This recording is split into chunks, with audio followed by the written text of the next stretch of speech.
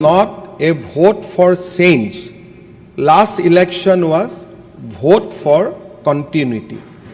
আৰু আমি কেনেকৈ কন্টিনিউটি কৰিছো অধ্যক্ষ মহোদয় 2016 চনত অসমৰ বিত্তমন্ত্ৰী হিচাপে বিজেপি এনডিএ চৰকাৰৰ প্ৰথমখন বাজেট দিয়াৰ মোৰ সৌভাগ্য হৈছিল তাত আমি আৰম্ভ কৰিছিলো যে বাজেটত 18টা ফ্ল্যাগশিপ স্কিম থাকিব কাৰণ ভাগৱত গীতাৰো 18টা অধ্যায় আছে সেই পৰম্পৰাক আমি যোৱা 11 বছৰ মেইনটেইন কৰিছো আৰু এই বছৰো জয়ন্ত মল্ল বৰুৱা ডাঙৰীয়াই মেইনটেইন কৰিছে আৰু অহা 4 বছৰলৈ যেতিয়াই জয়ন্ত মল্ল বৰুৱাই বাজেট দিব তাত হিমন্ত বিশ্ব শৰ্মা আৰু অজন্তা নেওগৰ বিত্তীয় বাজেটৰ কপি পেষ্ট আপোনালোকে দেখি থাকিব গতিকে আমি কিবা এটা বেলেগ কৰিব তাত নোৱাৰো দ্বিতীয়তে অধ্যক্ষ মহোদয় ইয়াত কোৱা হৈছে যে বাজেটত অসম চৰকাৰৰ একো নাই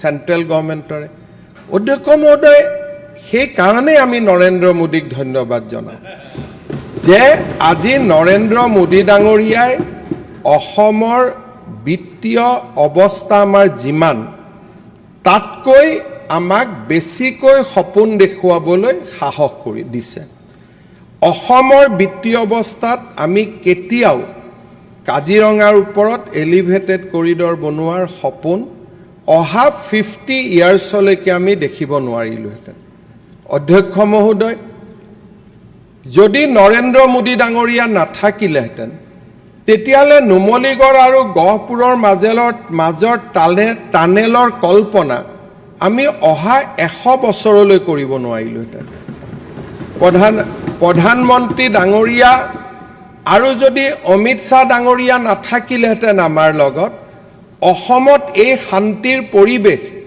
আমি কল্পনাও কৰিব নোৱাৰিলোহেঁতেন সেই কাৰণে আমি যেতিয়া ৰাইজৰ মাজত গৈছিলো ৰাইজক আমি কৈছিলো যে আপোনালোকে ভোট প্ৰধানমন্ত্ৰী নৰেন্দ্ৰ মোদীক দিব আৰু স্বাভাৱিকতে স্যাৰ মাজতটো মাতিব নোৱাৰি নহয় জানো নোৱাৰি মাজত মাতিব পাৰি নে নোৱাৰি স্যাৰ নোৱাৰি মাননীয় অধ্যক্ষ মহোদয় প্ৰধানমন্ত্ৰী নৰেন্দ্ৰ মোদী ডাঙৰীয়াৰ নেতৃত্বত বিধানসভা নিৰ্বাচনত আমি বিজয়ী হৈছিলো গতিকে এই বাজেটৰ পাতে ডাবল ইঞ্জিন গভৰ্ণমেণ্ট দুইখন চৰকাৰৰ কল্পনা দুইখন চৰকাৰৰ সহযোগিতা আৰু হাতত হাত ধৰি অসমক ভাৰতৰ ভিতৰত এখন চহকী ৰাজ্যলৈ ৰূপান্তৰ কৰাৰ কল্পনা সদায় বিৰাজমান হৈ থাকিব ইয়াতে এই আঁচনি সেন্ট্ৰেল গভৰ্ণমেণ্টৰ এই আঁচনি ষ্টেট গভৰ্ণমেণ্টৰ অধ্যক্ষ মহোদয় আমি দুইখন চৰকাৰে একে সেই কাৰণে কেন্দ্ৰ আৰু ৰাজ্যৰ মাজত সংঘাত নাথাকিব কেন্দ্ৰ আৰু ৰাজ্যৰ মাজত সহযোগিতা থাকিব আৰু তাৰ বিষয়ে এই বাজেটৰ পাতে উল্লেখ কৰা হৈছে মই জয়ন্ত মল্ল বৰুৱা ডাঙৰীয়াক অভিনন্দন জনাইছো যে মুখ্যমন্ত্ৰী হিচাপে মোৰ কল্পনাৰ লগতে প্ৰধানমন্ত্ৰী নৰেন্দ্ৰ মোদী ডাঙৰীয়াৰ অসমৰ প্ৰতি থকা সদ্ভাৱক সংমিশ্ৰণ কৰি অসমক আগুৱাই লৈ যোৱাৰ কল্পনা তেখেতে বাজেটত ৰাখিছে তাৰ বাবে সদনৰ তেখেত নিশ্চিতভাৱে ধন্যবাদৰ পাত্ৰ অধ্যক্ষ মহোদয় সমগ্ৰ দিশটো নিৰ্ভৰ কৰে যে মানুহে অসমক কেনেকৈ চাব অসমৰ আমি ভাল কথা কম না আমি অসমৰ বেয়া কথা কম অধ্যক্ষ মহোদয় এইটো মানুহৰ টেষ্টৰ ওপৰত নিৰ্ভৰ কৰে ইয়াতে বহি অসমৰ কি হোৱা নাই মই 3টা দিন ক'ব পাৰো কি হোৱা নাই বহুত হোৱা নাই কিন্তু অধ্যক্ষ মহোদয় এজন গৌৰৱী অসমীয়া হিচাপে মই প্ৰিফাৰ কৰিম যে অসমৰ কি হৈছে সেই কথাখিনি কোৱাৰ বাবে ই মানুহৰ মানসিকতাৰ ওপৰত নিৰ্ভৰ কৰে কি হোৱা নাই হেতু কক না অধ্যক্ষ মহোদয় এক মিনিট অধ্যক্ষ মহোদয় এজন মানুহৰ অধ্যক্ষ মহোদয় তেখেতে কয়ে তেওঁ ৰাতি ফেচবুকতে দি দিছে যে এনেকে কৈ থাকিম বুলি গতিকে এইটো তেওঁৰ এটা পাৰ্ট অফ হেবিট অধ্যক্ষ মহোদয় কিছুমান মানুহৰ হেবিট আপুনি চিধা কৰিব নোৱাৰে তেওঁ ফেচবুকতে লিখি আছে যে মুখ্যমন্ত্ৰীয়ে 1.5 ঘণ্টা কথা ক'ব মই কিমান কম মই 102 জন মানুহৰ নেতা গতিকে মইতো টাইম পামেই এইটো গণতন্ত্ৰ গতিকে অধ্যক্ষ মহোদয় কাৰোবাৰ লগত নিজক তুলনা কৰাৰ পৰিৱৰ্তে নিজক তুলনা কৰাৰ আগতে মানুহে যোগ্যতা আহৰণ কৰি ল'ব লাগিব সেইখিনি কাৰণে মইতো কোনো বেয়া নাপাওঁ সেইকাৰণে অধ্যক্ষ মহোদয় মাজে মাজে খোৰাক দি থাকিব নহ'লে ডাল হৈ যাব গতিকে মাজে মাজে খোৰাক লৈ থাকিব তাত মোৰ কোনো আপত্তি নাই খোৰাক চলি থাকিব খালি অধ্যক্ষ মহোদয় লাইনৰ বাহিৰত গ'লে আসন আপুনি অধ্যক্ষ মহোদয় সমগ্ৰ এজন মানুহৰ দৃষ্টিভংগীত নিৰ্ভৰ কৰে যে মই অসমৰ বেয়া কথা কম নে মই অসমৰ ভাল কথা কম অধ্যক্ষ মহোদয় অসমৰ কি হোৱা নাই এজন মানুহে যদি আমেৰিকাত যায় আৰু আমেৰিকাৰ হস্পিটালবিলাকৰ যদি ফটো লৈ আহে আহি সদায় সমালোচনা কৰিব পাৰিব যে গুৱাহাটী মেডিকেল কলেজত কি নাই কাৰণ আমেৰিকাৰ জন হপকিন হস্পিটালৰ লগতো আমি নিজক তুলনা কৰিব নোৱাৰোঁ কিন্তু অধ্যক্ষ মহোদয় আন এজন মানুহে ফটো ল'ব 10 বছৰ আগৰ গুৱাহাটী মেডিকেল কলেজৰ আৰু তেওঁ ফটো দিব আজিৰ গুৱাহাটী মেডিকেল কলেজৰ আৰু তেওঁ ক'ব যে 10 বছৰ আগতে মেডিকেলৰ এই অৱস্থা আছিলে আজি 10 বছৰ পিছত গুৱাহাটী মেডিকেলৰ এই অৱস্থা আছে অধ্যক্ষ মহোদয় বিৰোধী পক্ষৰ সদস্যসকলে কৈছে যে অসমৰ টকা নাই অসমৰ পইচা নাই অসমৰ এছপিডি একো নাই কিন্তু যিদিনাখনে মই লগ পাওঁ মোক আহি কয় যে এইটো ৰাস্তা বনাই দিব লাগে সেইটো ৰাস্তা বনাই দিব লাগে সেইটো ৰাস্তা বনাই দিব লাগে তাৰ মানে বিধানসভাত কৈছে টকা নাই চৰকাৰে একো কৰিব নোৱাৰে কিন্তু বিধানসভা ৰুমত যেতিয়া লগ পাওঁ সকলোৱে মোক কয় ছাৰ আপুনিয়ে পাৰিব এইটো PM ডিভাইনত আনি দিয়ক নেচিডত আনি দিয়ক গোটেইখিনি তাৰ মানে অন্তৰত অযুত বিশ্বাস আছে যে এইখন চৰকাৰে পাৰিব তাত কোনো অসুবিধা নাই আৰু তাৰ কাৰণে আজি ছাৰ মোৰ এটা বিশ্বাস আছে যে অসমৰ সকলো পথাৰতে পানী যোগানৰ ব্যৱস্থা এই চৰকাৰে কৰিব পাৰিব অধ্যক্ষ মহোদয় অসমৰ সকলো পথাৰতে পানী যোগানৰ ব্যৱস্থাৰ কাৰণে আপুনি মই 1.5 ঘণ্টা কম বুলি আপত্তি কৰিছিল এনেকে অধ্যক্ষ মহোদয় মই আপোনাক অধ্যক্ষ মহোদয় আপুনি যদি মোক এনেকে থাকে মই 3 ঘণ্টা কম গতিকে আপুনি শুনি থাকিব লাগিব গতিকে আপুনি কিয় এণ্টাৰটেইনমেণ্ট সামগ্ৰী এটা হ'ব খোজে আপুনি আমোদৰ কিয় বিষয় এটা হ'ব খোজে আৰু দুইজনক লগে লাগিলেতো পিণ্টু যেন লাগে যেতিয়া একেলগে গতিকে সিদিনাখনে ভুটুং কৰি কলা কাপোৰ এটা পিন্ধি আহিলে কথা নাই বাৰ্তা নাই গুচি গ'ল মই বুজিয়ে নাপালোঁ কিয় সোমালে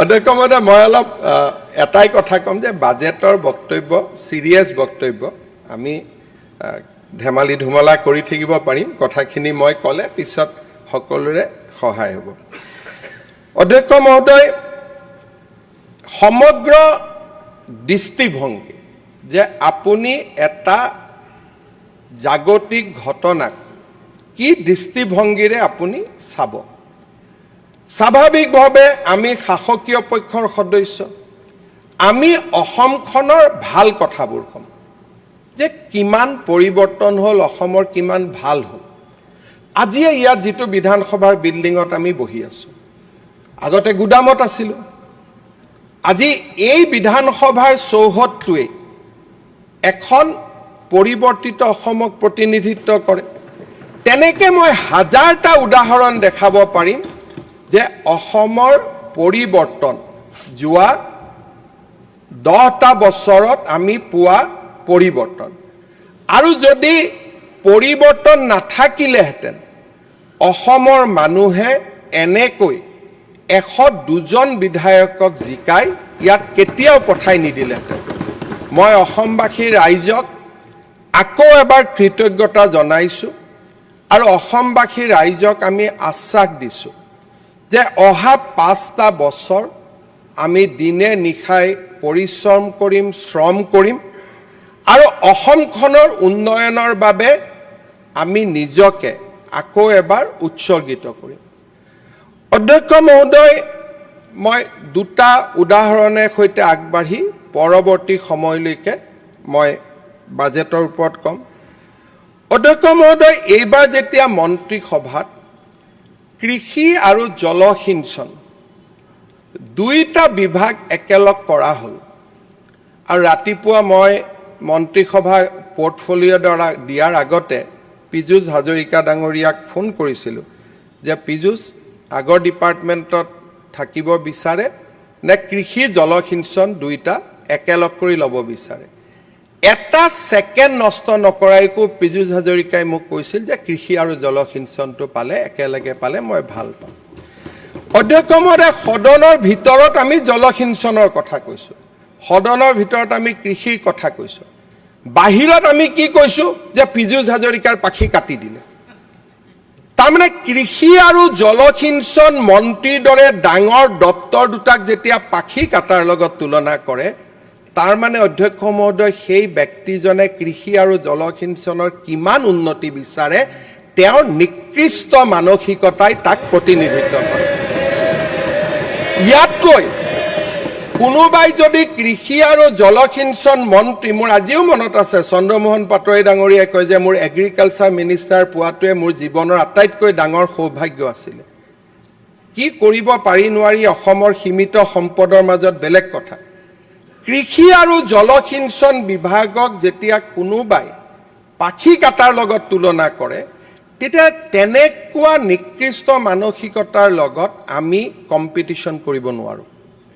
তাত কাৰণ আমাৰ নিজৰ নিজৰ ৰিজাৰ্ভেশ্যন আছে, আমাৰ ৰেষ্ট্ৰিকশ্যন আছে, আমি কেনেকৈ তাৰ লগত কম্পিটিশ্যন কৰিম। অধ্যক্ষ মহোদয়, অসমৰ মাল্টি ডাইমেনশ্যনেল পভাৰ্টি, দৰিদ্ৰতা 2015 চনত যেতিয়া নীতি আয়োগে বা তেতিয়াৰ প্লেনিং কমিশ্যনে প্ৰথম ডেটা দিছিলে, অসমৰ দৰিদ্ৰতা মাল্টি ডাইমেনশ্যনেল পভাৰ্টি কৈছিলে 32.67%। তাৰমানে আমি যদি 100 জন ব্যক্তি আছোঁ, তাৰ 33 জন ব্যক্তি দৰিদ্ৰতাৰ সীমাৰেখাৰ তলত বাস কৰে। অধ্যক্ষ মহোদয়, আজি অসমৰ মাল্টি ডাইমেনশ্যনেল পভাৰ্টি হৈছে 14.47। অধ্যক্ষ মহোদয়, 20% লোকক, 20% পৰিয়ালক দৰিদ্ৰতাৰ কৰাল গ্ৰাসৰ পৰা মুক্ত কৰাৰ কৃতিত্ব এইখন চৰকাৰে নিশ্চিতভাৱে ল'ব পাৰে। অধ্যক্ষ মহোদয়, when you attack poverty, আপুনি যেতিয়া পভাৰ্টিক আক্ৰমণ কৰিব, তাৰ ৱৰ্ল্ড ৱাইজ ৰিকগনাইজ ফৰ্মুলা হৈছে ডিৰেক্ট কেছ বেনিফিট ট্ৰান্সফাৰ। কাৰণ অধ্যক্ষ মহোদয়, ইউ ডোণ্ট হেভ টাইম। আপুনি ক'ব পাৰে কৃষি কৰক, জলসিঞ্চন কৰক, ক্ষুদ্ৰ উদ্যোগ কৰক, মধ্যমীয়া উদ্যোগ কৰক। অধ্যক্ষ মহোদয়, over A period of 50 years এনেকুৱা ইনফ্ৰাষ্ট্ৰাকচাৰ হ'ব পাৰে। অসমত আজি আমি কিমান জলসিঞ্চন কৰিম? মেক্স টু মেক্স আমি কিমান টকাৰ বাজেট দিব পাৰিম অধ্যক্ষ মহোদয়? আজি এজন সদস্যই কৈছে প্ৰতিখন গাঁৱতে জলসিঞ্চন কৰক। ধুনীয়াকৈ কৰিব পাৰি। 5 বছৰত ৰাস্তা নবনাওঁ, 5 বছৰত স্কুল নবনাওঁ, 5 বছৰত নিযুক্তি নিদিওঁ, আন একো কাম নকৰোঁ, অকল ইৰিগেশ্যন কৰিম। That is one approach.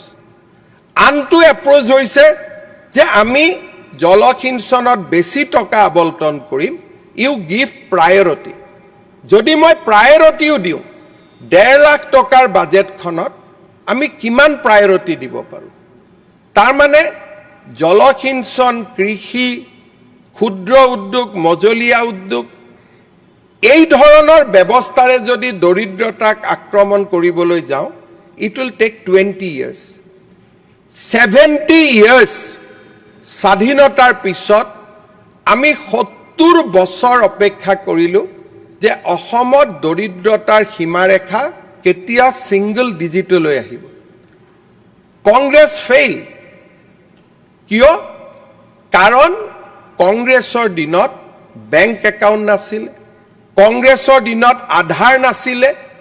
ইচ্ছা থাকিলেও ৰাজীৱ গান্ধী ডাঙৰীয়াই কৈছিলে যে মই 100 টকা পঠালে 10 টকাহে হিতাধিকাৰীজনে পায়, 90 টকা ৰাস্তাত নোহোৱা হয়। এইটো মোৰ বক্তব্য নহয়, ৰাজীৱ গান্ধী ডাঙৰীয়াই এই কথা উল্লেখ কৰিছে। অধ্যক্ষ মহোদয়, 2015-16 পৰা 2026 ভিতৰত যোৱা 10 বছৰত অসমত যদি মাল্টি ডাইমেনশ্যনেল পভাৰ্টি 32.67 পৰা ইট হেজ ৰিডিউচ টু 14%, আৰু আজি হয়তো নীতি আয়োগৰ নতুন যদি সমীক্ষা ওলাই উইল বি ছিংগল ডিজিট, মই নিশ্চিত। ইয়াত আটাইতকৈ গুৰুত্বপূৰ্ণ ভূমিকা পালন কৰিছে ডিৰেক্ট কেছ বেনিফিট ট্ৰান্সফাৰ, অৰ্থাৎ দুখীয়া লোকসকলৰ বেংক একাউণ্টত প্ৰত্যক্ষভাৱে টকা জমা দিয়া। অধ্যক্ষ মহোদয়, এই গোটেই আঁচনিবিলাকৰ ভিতৰত মোৰ ষ্টাডি নহয়, একাডেমিক কেইবাখনো পেপাৰ্ছ ওলাইছে যে অৰুণোদয়ে আটাইতকৈ ডাঙৰ ভূমিকা গ্ৰহণ কৰিছে অসমত দৰিদ্ৰতা সীমাৰেখা হ্ৰাস কৰাৰ ক্ষেত্ৰত। অধ্যক্ষ মহোদয়, আমি যদি NFSS 5 আৰু 6ৰ মাজত অসমৰ পৰিৱৰ্তন দেখোঁ, কিষাণ সন্মান নিধি, নিযুত মইনা, অৰুণোদয়, প্ৰধানমন্ত্ৰী ডাঙৰীয়াৰ বিনামূলীয়া চাউল, এই গোটেই আঁচনিবিলাকে আজি প্ৰত্যক্ষভাৱে দৰিদ্ৰতাক আক্ৰমণ কৰিছে। মই কেতিয়াবা আচৰিত হওঁ যে বামপন্থীত বিশ্বাস কৰা ব্যক্তিসকলে যেতিয়া অৰুণোদয় আঁচনিখনক আক্ৰমণ কৰে। অধ্যক্ষ মহোদয়, অৰুণোদয়ৰ দৰে আঁচনি যেতিয়ালৈকে কৃষি জলসিঞ্চনে এটা পৰ্যায় নাপায়, বানপানীৰ সমস্যা যেতিয়ালৈকে আমি সমাধান কৰিব নোৱাৰোঁ, যেতিয়ালৈকে আমি মাল্টিপল ক্ৰপিং আৰম্ভ কৰিব নোৱাৰোঁ, সেই মুহূৰ্তলৈকে দৰিদ্ৰতাৰ সীমাৰেখাৰ বা দৰিদ্ৰতাৰ সৈতে যুঁজিবৰ কাৰণে, পভাৰ্টিৰ সৈতে ফাইট কৰিবৰ কাৰণে ডিৰেক্ট কেছ বেনিফিট ট্ৰান্সফাৰ, ইয়াৰ আপুনি সহায় ল'বই লাগিব। অধ্যক্ষ মহোদয়, মই এটা ডাঙৰ সাফল্যৰ কথা ক'ম। আমি যেতিয়া নিযুত মইনা আঁচনিখন আৰম্ভ কৰিছিলোঁ, প্ৰথম বছৰ 2,70,000 ষ্টুডেণ্টে এই আঁচনিখনৰ সুবিধা পাইছিলে। যোৱা বছৰ প্ৰায় 3.5 লাখ ষ্টুডেণ্টে এই আঁচনিখনৰ সুবিধা পালে, আৰু এইবাৰ মোক কোৱা হৈছে যে ই 4.5 লাখ পাব। ই সংখ্যা নহয় অধ্যক্ষ মহোদয়, দিছ ইজ এ নাম্বাৰ, যে অসমৰ কলেজত ছোৱালীয়ে পঢ়াৰ সংখ্যা কি ধৰণে বৃদ্ধি পাইছে। টকা কাক দিছোঁ ইম্পৰ্টেণ্ট নহয়, আজি অসমৰ মহাবিদ্যালয় ছাত্ৰীৰ সংখ্যা দ্ৰুত গতিত বাঢ়িবলৈ আৰম্ভ কৰিছে, আৰু ছাত্ৰীৰ সংখ্যা যেতিয়া বাঢ়ে বাল্য বিবাহ বন্ধ হয়, ছাত্ৰীৰ সংখ্যা যেতিয়া শিক্ষানুষ্ঠানত বাঢ়ে ই জনসংখ্যা নিয়ন্ত্ৰণ কৰে, আৰু ছাত্ৰীৰ সংখ্যা যেতিয়া সমাজত বাঢ়ে ই সমাজত সমতাৰ সৃষ্টি কৰে, নাৰীক অধিকাৰ প্ৰদান কৰে। অধ্যক্ষ মহোদয়, এখন সৰু ৰাজ্য হিচাপে আমি অত্যন্ত এখন সৰু ৰাজ্য, আমাৰ GDP 5 লাখ 6 লাখ কোটি, 5 লাখ 6 লাখ 7 লাখ, আৰু তাৰ তুলনাত পশ্চিমবংগ, মহাৰাষ্ট্ৰ, তেওঁলোকৰ GDP হৈছে 20 লাখ কোটি টকাতকৈ বেছি। অসমৰ দৰে এখন সৰু ৰাজ্যত অধ্যক্ষ মহোদয়, যোৱা 5টা বছৰৰ অবিৰত সংগ্ৰামৰ পিছত আমি কেইবাটাও চমকপ্ৰদ সাফল্য লাভ কৰিছোঁ। নিযুত মইনা, নিযুত বাবু, অৰুণোদয়ে দৰিদ্ৰতাক আক্ৰমণ কৰিছে, সমতাৰ সৃষ্টি কৰিছে। অধ্যক্ষ মহোদয়, NFSS 5 2019-21 ওলাইছিলে, NFSS 6 2026 পাব্লিছ হৈছে। এক প্ৰকাৰ আমাৰ চৰকাৰখনৰ 5 বছৰৰ যি যাত্ৰা তাৰ লগত NFSS 5-ৰ পৰা NFSS 6 এই যাত্ৰা সমান্তৰালভাৱে আগবাঢ়িছিল। অধ্যক্ষ মহোদয়, মেটাৰ্নেল মৰ্টেলিটি, আজি আমি স্যাৰ মেটাৰ্নেল এটা কথা মৰ্টেলিটি, সুধিব খুজিছো, মাল্টি ডাইমেনশ্যনেল প্ৰপাৰ্টি ইণ্ডেক্সত অসম ভাৰতৰ কেই নম্বৰত আছে? অধ্যক্ষ মহোদয়, নম্বৰৰ প্ৰতিযোগিতা কৰিবৰ কাৰণে 6 নম্বৰ। আটাইতকৈ বেয়া পজিশ্যনৰ ভিতৰত বিহাৰ 1 নম্বৰ, অসম 6 নম্বৰ। অধ্যক্ষ মহোদয়, 6 নম্বৰত হোৱাটো কিমান ডাঙৰ ভাগ্যৰ কথা। অধ্যক্ষ মহোদয়, 6 আমি নম্বৰত হোৱাটো দুখীয়াৰ ভিতৰত 6 নম্বৰ, ইণ্ডিয়াৰ ভিতৰত, গোটেই ভাৰতবৰ্ষৰ দুখীয়াৰ ভিতৰত 6 নম্বৰ। অধ্যক্ষ মহোদয়, আমি দুখীয়া অধ্যক্ষ মহোদয়, আলফা বানপানী, ট্ৰাইবেল মুভমেণ্ট আৰু এই গোটেই পৰিৱেশৰ মাজত ভাৰতৰ ভিতৰত যদি তলৰ পৰা 6 নম্বৰ হৈছো, সাফল্য নহয় জানো? হয়, পিছত আপুনি চাব। অধ্যক্ষ বিহাৰ, মহোদয়, মেঘালয়, ঝাৰখণ্ড, উত্তৰ প্ৰদেশ, অধ্যক্ষ মধ্যপ্ৰদেশৰ মহোদয়, পাছতে অসম আটাইতকৈ দুখীয়া ৰাজ্য। অধ্যক্ষ মহোদয়, গোটেই ভাৰতবৰ্ষৰ ভিতৰত 6 নম্বৰ দুখীয়া ৰাজ্য অসম। অধ্যক্ষ 6 মহোদয়, নম্বৰ দুখীয়া ৰাজ্য নীতি চাওক, আয়োগৰ মতে অধ্যক্ষ 6 মহোদয়, নম্বৰ দুখীয়া ৰাজ্য। অধ্যক্ষ মহোদয়, মই আগতে কৈছোঁ যে ধেমালি কৰি থকালৈকে ঠিক আছে, চিৰিয়াছ কথাৰ পিছত। অধ্যক্ষ মহোদয়, আজি মহাৰাষ্ট্ৰৰ লগত মই প্ৰতিযোগিতা কৰিব পাৰোঁ নেকি? আজি মই, অধ্যক্ষ মহোদয়, আজি মই পশ্চিমবংগৰ লগত প্ৰতিযোগিতা কৰিব পাৰোঁ নেকি? মই কমাই 1লৈকে আনিব পাৰোঁ। মই আজি কংগ্ৰেছৰ দিনত 33ৰ পৰা মই 14ত আনিছোঁ। মই মোৰ লগত মই প্ৰতিযোগিতা কৰিব পাৰোঁ। ক'লো নহয় মই, সেইকাৰণে নৰেন্দ্ৰ মোদীক ধন্যবাদ জনাব লাগে। সেইকাৰণে নৰেন্দ্ৰ মোদীক ধন্যবাদ জনাব লাগে যে তেওঁ ভাৰতৰ সকলো ৰাজ্যতে পভাৰ্টি আমাৰ কমাইছে। পজিশ্যন ভাল হোৱা নাই। ভাৰতবৰ্ষৰ ভিতৰত Honorable 6 MLA নম্বৰ Akhil আটাইতকৈ Gogoi দুখীয়া ৰাজ্য expelled Assam. from the house for the whole day. অধ্যক্ষ মহোদয়, Akhil Gogoi expelled from আপুনি the এটা house for the নিজে whole ডাঙৰ day. কাৰণ ইয়াৰ। মই কম কেনেকে, আপুনিও এটা কাৰণ মই কম। অধ্যক্ষ মহোদয়, চাহ খাব মন গৈছে অখিলদাৰ, এই কাৰণে নাটক কৰি আছে। চাহ খাব অধ্যক্ষ মহোদয়, ইয়াতে আজি আমাৰ মেটাৰ্নেল মৰ্টেলিটি, কলা ড্ৰেছ পিন্ধি গৈছে। মেটাৰ্নেল মৰ্টেলিটি 480ৰ পৰা 480ৰ পৰা আজি আমি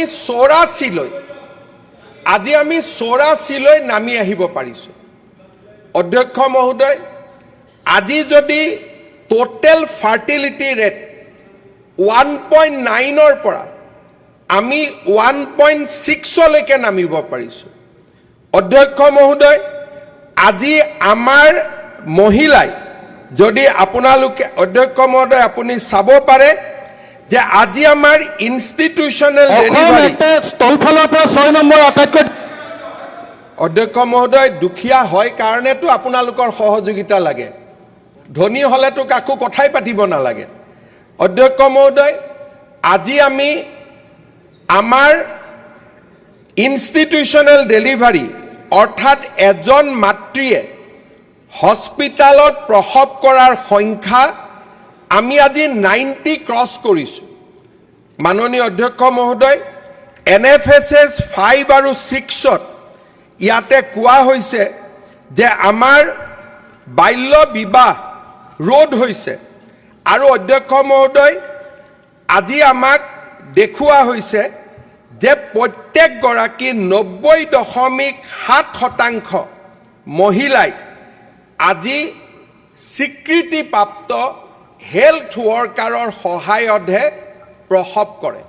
অৰ্থাৎ মাননীয় অধ্যক্ষ মহোদয়, আমি যদি এফালৰ পৰা চাব যাওঁ, NFSS 5 আৰু 6ত মাজত আমি প্ৰায়বিলাকতে ৰাষ্ট্ৰীয় সূচাংকক প্ৰথমবাৰৰ বাবে স্পৰ্শ কৰিবলৈ সক্ষম হৈছোঁ।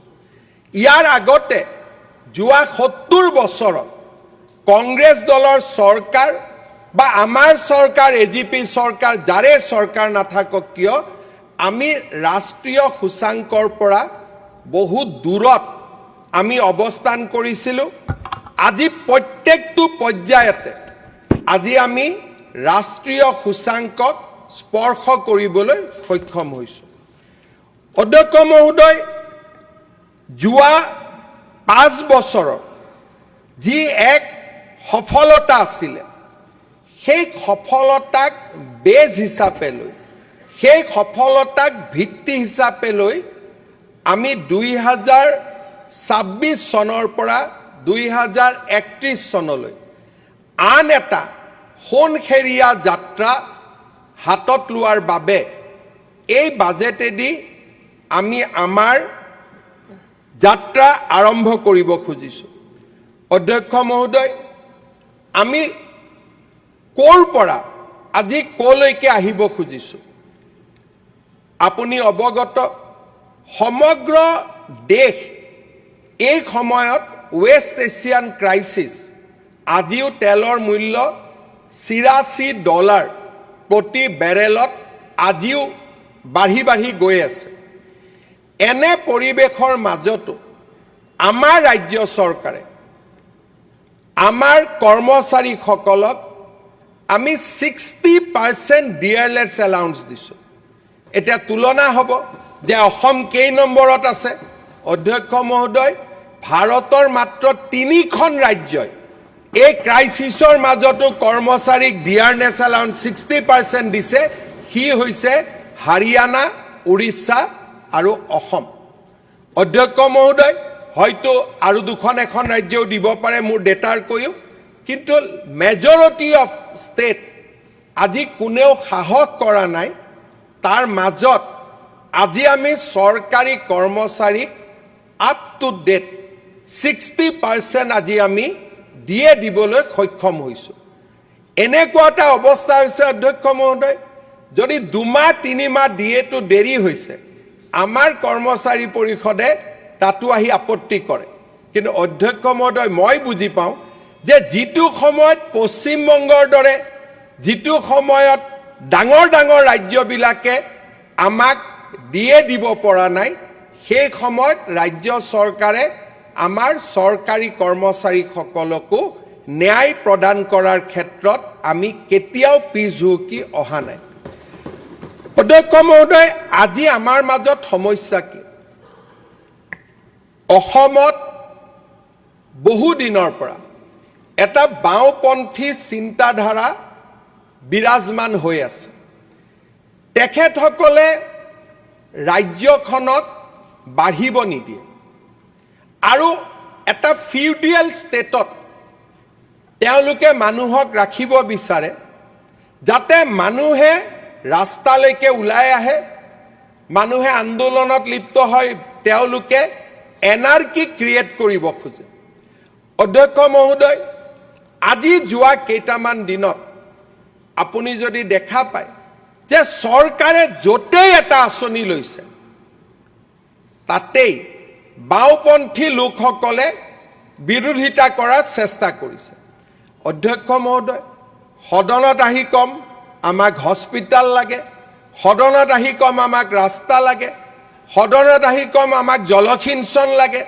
সদনত আহি কম আমাক কৃষি লাগে কিন্তু অসমৰ বিকাশৰ বাবে আমি য'তেই আঁচনি লৈছোঁ তাতেই গৈ আমি বিৰোধিতা কৰিম অধ্যক্ষ মহোদয় অসমৰ বৰ্ধিত চাহিদাৰ প্ৰতি লক্ষ্য ৰাখি আমি অসমে বিকাশৰ ৰাস্তাত যাবই লাগিব আজি যদি আমি প্ৰতিযোগিতাত লিপ্ত নহওঁ অসম 6 আৰু 4 1 নম্বৰত তলৰ পৰা থাকিব আৰু যদি আমি প্ৰতিযোগিতাত লিপ্ত হওঁ অসমত যদি আমি উন্নয়নৰ প্ৰতিযোগিতাত লিপ্ত হওঁ টাফ জব কিন্তু আমি লাহে লাহে আমাৰ ৰাজ্যখনক আগুৱাই লৈ যাব পাৰিম this is a era of competitive federalism Bharat চৰকাৰে কাক সহায় কৰিব যিখন ৰাজ্যই ৰিফৰ্মৰ কথা ক'ব যিখন ৰাজ্যই দেশক আগুৱাই লৈ যোৱাৰ কথা ক'ব যিখন ৰাজ্যই ক'ব যে মই ইলেক্ট্ৰিচিটি সাৰপ্লাস হ'ম যিখন ৰাজ্যই ক'ব মই 100% লিটাৰেচি আনিম, যিখন ৰাজ্যই ক'ব যে মই উদ্যোগীকৰণ কৰিম, যিখন ৰাজ্যই ক'ব মই ৰপ্তানি কৰিম, যিখন ৰাজ্যই ভাৰতৰ বিকাশত সহযোগিতা বিচাৰিব খুজিব, সেইখন ৰাজ্যক ভাৰত চৰকাৰে সহায় কৰিব। আৰু যিখন ৰাজ্যই ভাৰতবৰ্ষখনক আগুৱাই যাব নিদিব, নিশ্চিতভাৱে সেইখন ৰাজ্যক কোনো চৰকাৰে কেতিয়াও সহায় নকৰে। আৰু যেতিয়া সহায় নকৰিব, আপুনি সদায় সকলো ফালৰ পৰা পিছ পৰি থাকিব লাগিব। অধ্যক্ষ মহোদয়, আমাৰ পূৰ্বাঞ্চল আৰু উত্তৰ পূৰ্বাঞ্চলত কেইবাটাও নতুন পলিটিকেল এণ্ড ইকনমিক ডেভেলপমেণ্ট হৈছে। ইমান দিনে উত্তৰ পূৰ্বৰ ভিতৰত অসম আটাইতকৈ উন্নত প্ৰদেশ আছিল। আমাৰ যিখিনি সম্পদ আছিলে তাক আমি ব্যৱহাৰ কৰিছিলোঁ, আৰু অসমে স্বাভাৱিকভাৱে উত্তৰ পূৰ্বৰ আটাইতকৈ বিকশিত ৰাজ্য হিচাপে স্থান লাভ কৰিছিল। এতিয়া অধ্যক্ষ মহোদয়, অৰুণাচল প্ৰদেশত তাৰ ৰাইজে চৰকাৰে লগ লাগি 30,000 মেগাৱাট ইলেক্ট্ৰিচিটি উৎপাদন কৰিব খুজিছে, আৰু ইতিমধ্যে 10,000 মেগাৱাট ইলেক্ট্ৰিচিটি উৎপাদনৰ কাম আৰম্ভ হৈছে। 30,000 মেগাৱাট ইলেক্ট্ৰিচিটিৰ পৰিকল্পনা হৈছে। ক'তো এটা আন্দোলন নাই, ক'তো এটা প্ৰতিবাদ নাই, ক'তো এটা হুলস্থুল নাই। আৰু 10 ইয়াৰ্ছৰ ভিতৰত যদি এই আটাইখিনি জলবিদ্যুৎ প্ৰকল্প কমপ্লিট হয়, অৰুণাচল প্ৰদেশৰ GDP অসমতকৈ দুগুণ আগবাঢ়ি যাব। আজি অৰুণাচল প্ৰদেশে এই কাম কেনেকৈ কৰিব পাৰিলে? আমি যদি সৰু ফ্লাইঅভাৰ এখন বনাব খোজোঁ, তাতে গছ কাটা নাকাটাক লৈ আমি 2 বছৰ বিতৰ্ক কৰিব লাগে। অধ্যক্ষ মহোদয়, অৰুণাচল প্ৰদেশে আজি 30,000 মেগাৱাট পাৱাৰ উৎপাদন কৰাৰ পথত আগবাঢ়িছে। চীনক প্ৰতিযোগিতা কৰি, চীনতকৈও ডাঙৰ আজি পাৱাৰ প্ৰজেক্ট আৰম্ভ কৰিছে। গাঁও কি গাঁও ৰিহেবিলিটেশ্যন হৈছে। মানুহে নিজৰ গাঁৱৰ পৰা উঠি গৈছে যে অৰুণাচলৰ বিকাশৰ বাবে আমি আমাৰ গাঁও সলনি কৰাত আমাৰ কোনো আপত্তি নাই। আৰু আজিৰ পৰা উইদিন 10 ইয়াৰ্ছ এই ধৰণে যদি অৰুণাচলৰ বিকাশৰ গতি অব্যাহত থাকে, অৰুণাচল প্ৰদেশ উত্তৰ পূৰ্বৰ আটাইতকৈ চহকী ৰাজ্যত ৰূপান্তৰ হ'ব। অধ্যক্ষ মহোদয়, অন্ধ্ৰ প্ৰদেশ এখন নতুন ৰাজ্য। অন্ধ্ৰ প্ৰদেশ পুৰণা, কিন্তু কেপিটেল তেলেংগানাত গ'ল। সেইকাৰণে অন্ধ্ৰ প্ৰদেশ পুৰণা হৈও এখন নতুন ৰাজ্য হ'ল। অন্ধ্ৰ প্ৰদেশ চৰকাৰে সিদ্ধান্ত ল'লে যে আমাৰ নতুন ৰাজধানী অমৰাৱতীত আমি নিৰ্মাণ কৰিম। অধ্যক্ষ মহোদয়, চন্দ্ৰবাবু নাইডু ডাঙৰীয়াই ক'লে, 27খন গাঁৱৰ মানুহক ক'লে যে আপোনালোকৰ মাটিবোৰ আপোনালোকে এৰি দিয়ক। যেতিয়া অমৰাৱতী হ'ব, আপোনালোকক মই কমাৰ্চিয়েলি ডেভেলপ প্লটছ আপোনালোকক মই উভতাই দিম। অধ্যক্ষ মহোদয়, মই বিধানসভাৰ প্ৰতিনিধি দলক কেতিয়াবা অমৰাৱতীলৈ যাবৰ বাবে অনুৰোধ কৰিম। অমৰাৱতীখনৰ ডেভেলপমেণ্টৰ কাৰণে নিজৰ ৰাজ্যৰ এখন ৰাজধানী হওক, তাৰ ডেভেলপমেণ্টৰ কাৰণে কৃষকে 30,000 একৰ মাটি অৰুণাচল চৰকাৰক হাঁহি হাঁহি গতাই দিলে। অন্ধ্ৰ প্ৰদেশ অমৰাৱতী আজি নিৰ্মাণ হৈছে, আৰু চন্দ্ৰবাবু নাইডু ডাঙৰীয়াই কৈছে যে যেতিয়া ইয়াত ৰাজধানী হ'ব, ৰাজধানীৰ মাজত প্ৰতি একৰ লেণ্ডৰ বিপৰীতে ইমানখিনি ডেভেলপ মাটি আমি কৃষকসকলক উভতাই দিম। আৰু যেতিয়ালৈকে কৃষকসকলে এই মাটি নাপাব, বছৰি তেওঁলোকক আমি এটা এনুইটি দিম অধ্যক্ষ মহোদয় আমাৰ ৰাজ্যত জনসাধাৰণৰ মাজত ডেভেলপমেণ্টৰ প্ৰতি যেতিয়ালৈকে আমি এটা পজিটিভ বাৰ্তা দিব নোৱাৰোঁ যেতিয়ালৈকে অসমৰ মানুহক আমি সঁচা কথা নকম যে এই ৰাজ্যখনত যদি আমি উদ্যোগ আনিব নোৱাৰোঁ এই ৰাজ্যখনত যদি আমি বিদ্যুৎ উৎপাদন কৰিব নোৱাৰোঁ এই ৰাজ্যখনত যদি আমি সেমিকন্ডাক্টৰ ৰিভলিউচন আনিব নোৱাৰোঁ এই ৰাজ্যখনত যদি আমি আৰ্টিফিচিয়েল ইন্টেলিজেন্সৰ কাম কৰিব নোৱাৰোঁ ইয়াত যদি ওয়াৰ্ল্ড ক্লাস ইউনিভাৰ্সিটি আমি পাতিব নোৱাৰোঁ we do not have any future ভাৰতবৰ্ষৰ প্ৰতিযোগিতাৰ কম্পিটিটিভ ফেডাৰেলিজমত আমি বহু দূৰ পিছুৱাই যাব লাগিব আজি অধ্যক্ষ মহোদয় অসমত কি হৈছে প্ৰথমতে আমি কম যে আমাক ফ্লাইওভাৰ নালাগে আৰু যেতিয়া ফ্লাইওভাৰখন নিৰ্মাণ হ'ব তেতিয়া আমি গৈ কম আমাক ফটো আকাৰ ভাল জায়গা দিব লাগে একেবিলাকে মানুহ অধ্যক্ষ মহোদয় আমাৰ ৰাজ্যখনক আমি ভাল পাব শিকিব লাগিব আমাৰ ৰাজ্যখনত যদি ভাল পাব যদি আমি নিশিকো অসমত যদি আমি ফাৰ্টিলাইজাৰ প্ৰজেক্ট কৰিব নোৱাৰোঁ সেমিকন্ডাক্টৰ আনিব নোৱাৰোঁ স্যাটেলাইট সিটি যদি আমি বনাব নোৱাৰোঁ নতুন পেট্ৰোকেমিক্যাল কমপ্লেক্স যদি আমি কৰিব নোৱাৰোঁ অসমত যদি কোৱান্টাম কম্পিউটাৰ আৰ্টিফিচিয়েল ইন্টেলিজেন্স আনিব নোৱাৰোঁ আমাৰ ৰাজ্যখন অধ্যক্ষ মহোদয় আমি কেনেকৈ আগুৱাই লৈ যাম আজি আমি আমাৰ অসমত 600 মেগাৱাট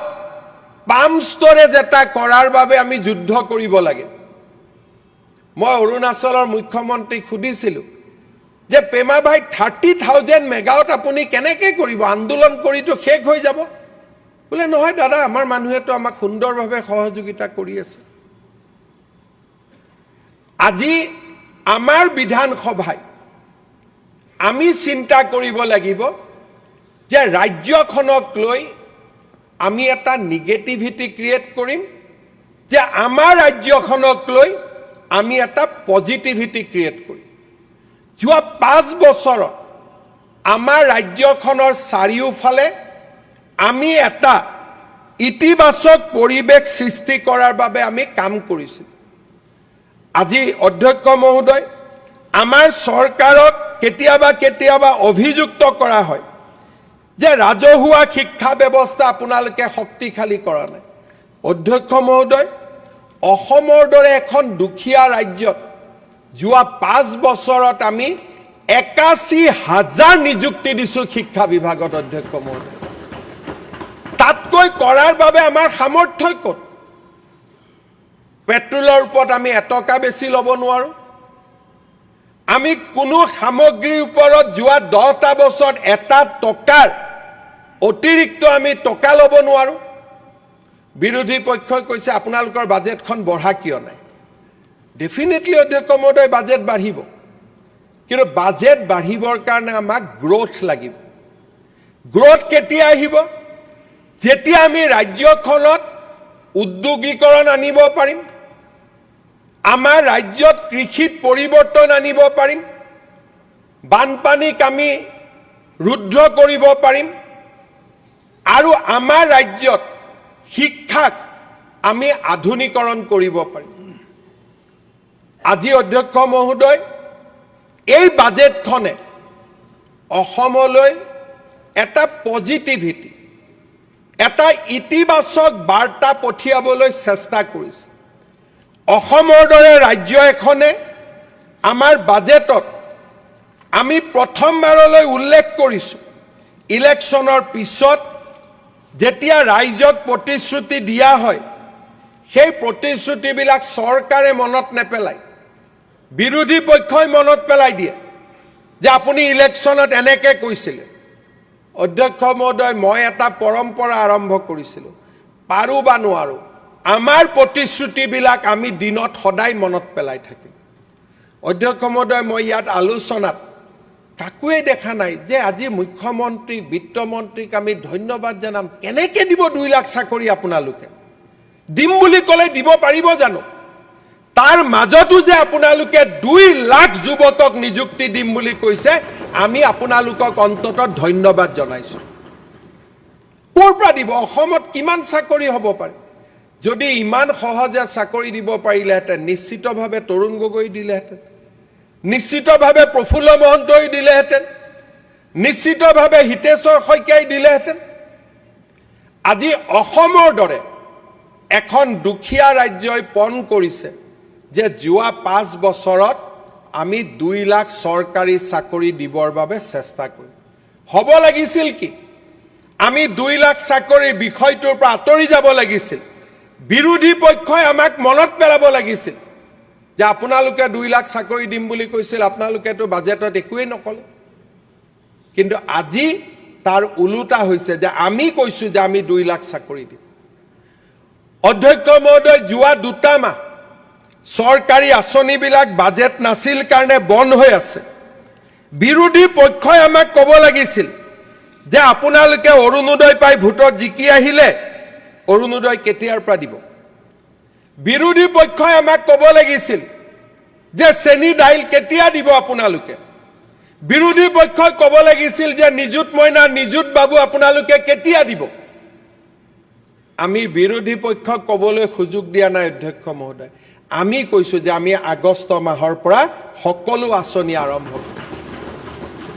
অধ্যক্ষ মহোদয়, দিছ ইজ কল একাউণ্টেবিলিটি। যে মানুহে আমাক প্ৰশ্ন কৰাৰ আগতে আমি মানুহক কৈছো যে আপোনালোকৰ আমি দিয়া প্ৰতিশ্ৰুতি আমাৰ মনত আছে। লংকালৈ গ'লে ৰাৱণ হয়, কিন্তু আমি কৈছো নহয়, লংকালৈ গৈও আমি ৰাম হৈ উভতি আহিম। লংকালৈ ৰামো গৈছিল, কিন্তু ৰাম অযোধ্যালৈ ৰাম হৈয়ে উভতি আহিছিল। আৰু আমিও প্ৰচেষ্টা কৰিছো যে চৰকাৰত মাজত থাকি শাসনত আহি প্ৰতিশ্ৰুতি পাহৰি নহয়, আমি এই পবিত্ৰ সদনৰ আগত আমি দিয়া প্ৰতিশ্ৰুতিবোৰ মনত পেলাব খুজিছো। অধ্যক্ষ মহোদয়, মই বিৰোধী পক্ষৰ আৰু আমাৰ সকলোৰে মই বক্তব্য শুনিছো। অধ্যক্ষ মহোদয়, অকণমান হ'লেও প্ৰধানমন্ত্ৰী মোদী ডাঙৰীয়াক আমি ধন্যবাদ নজনাম জানো?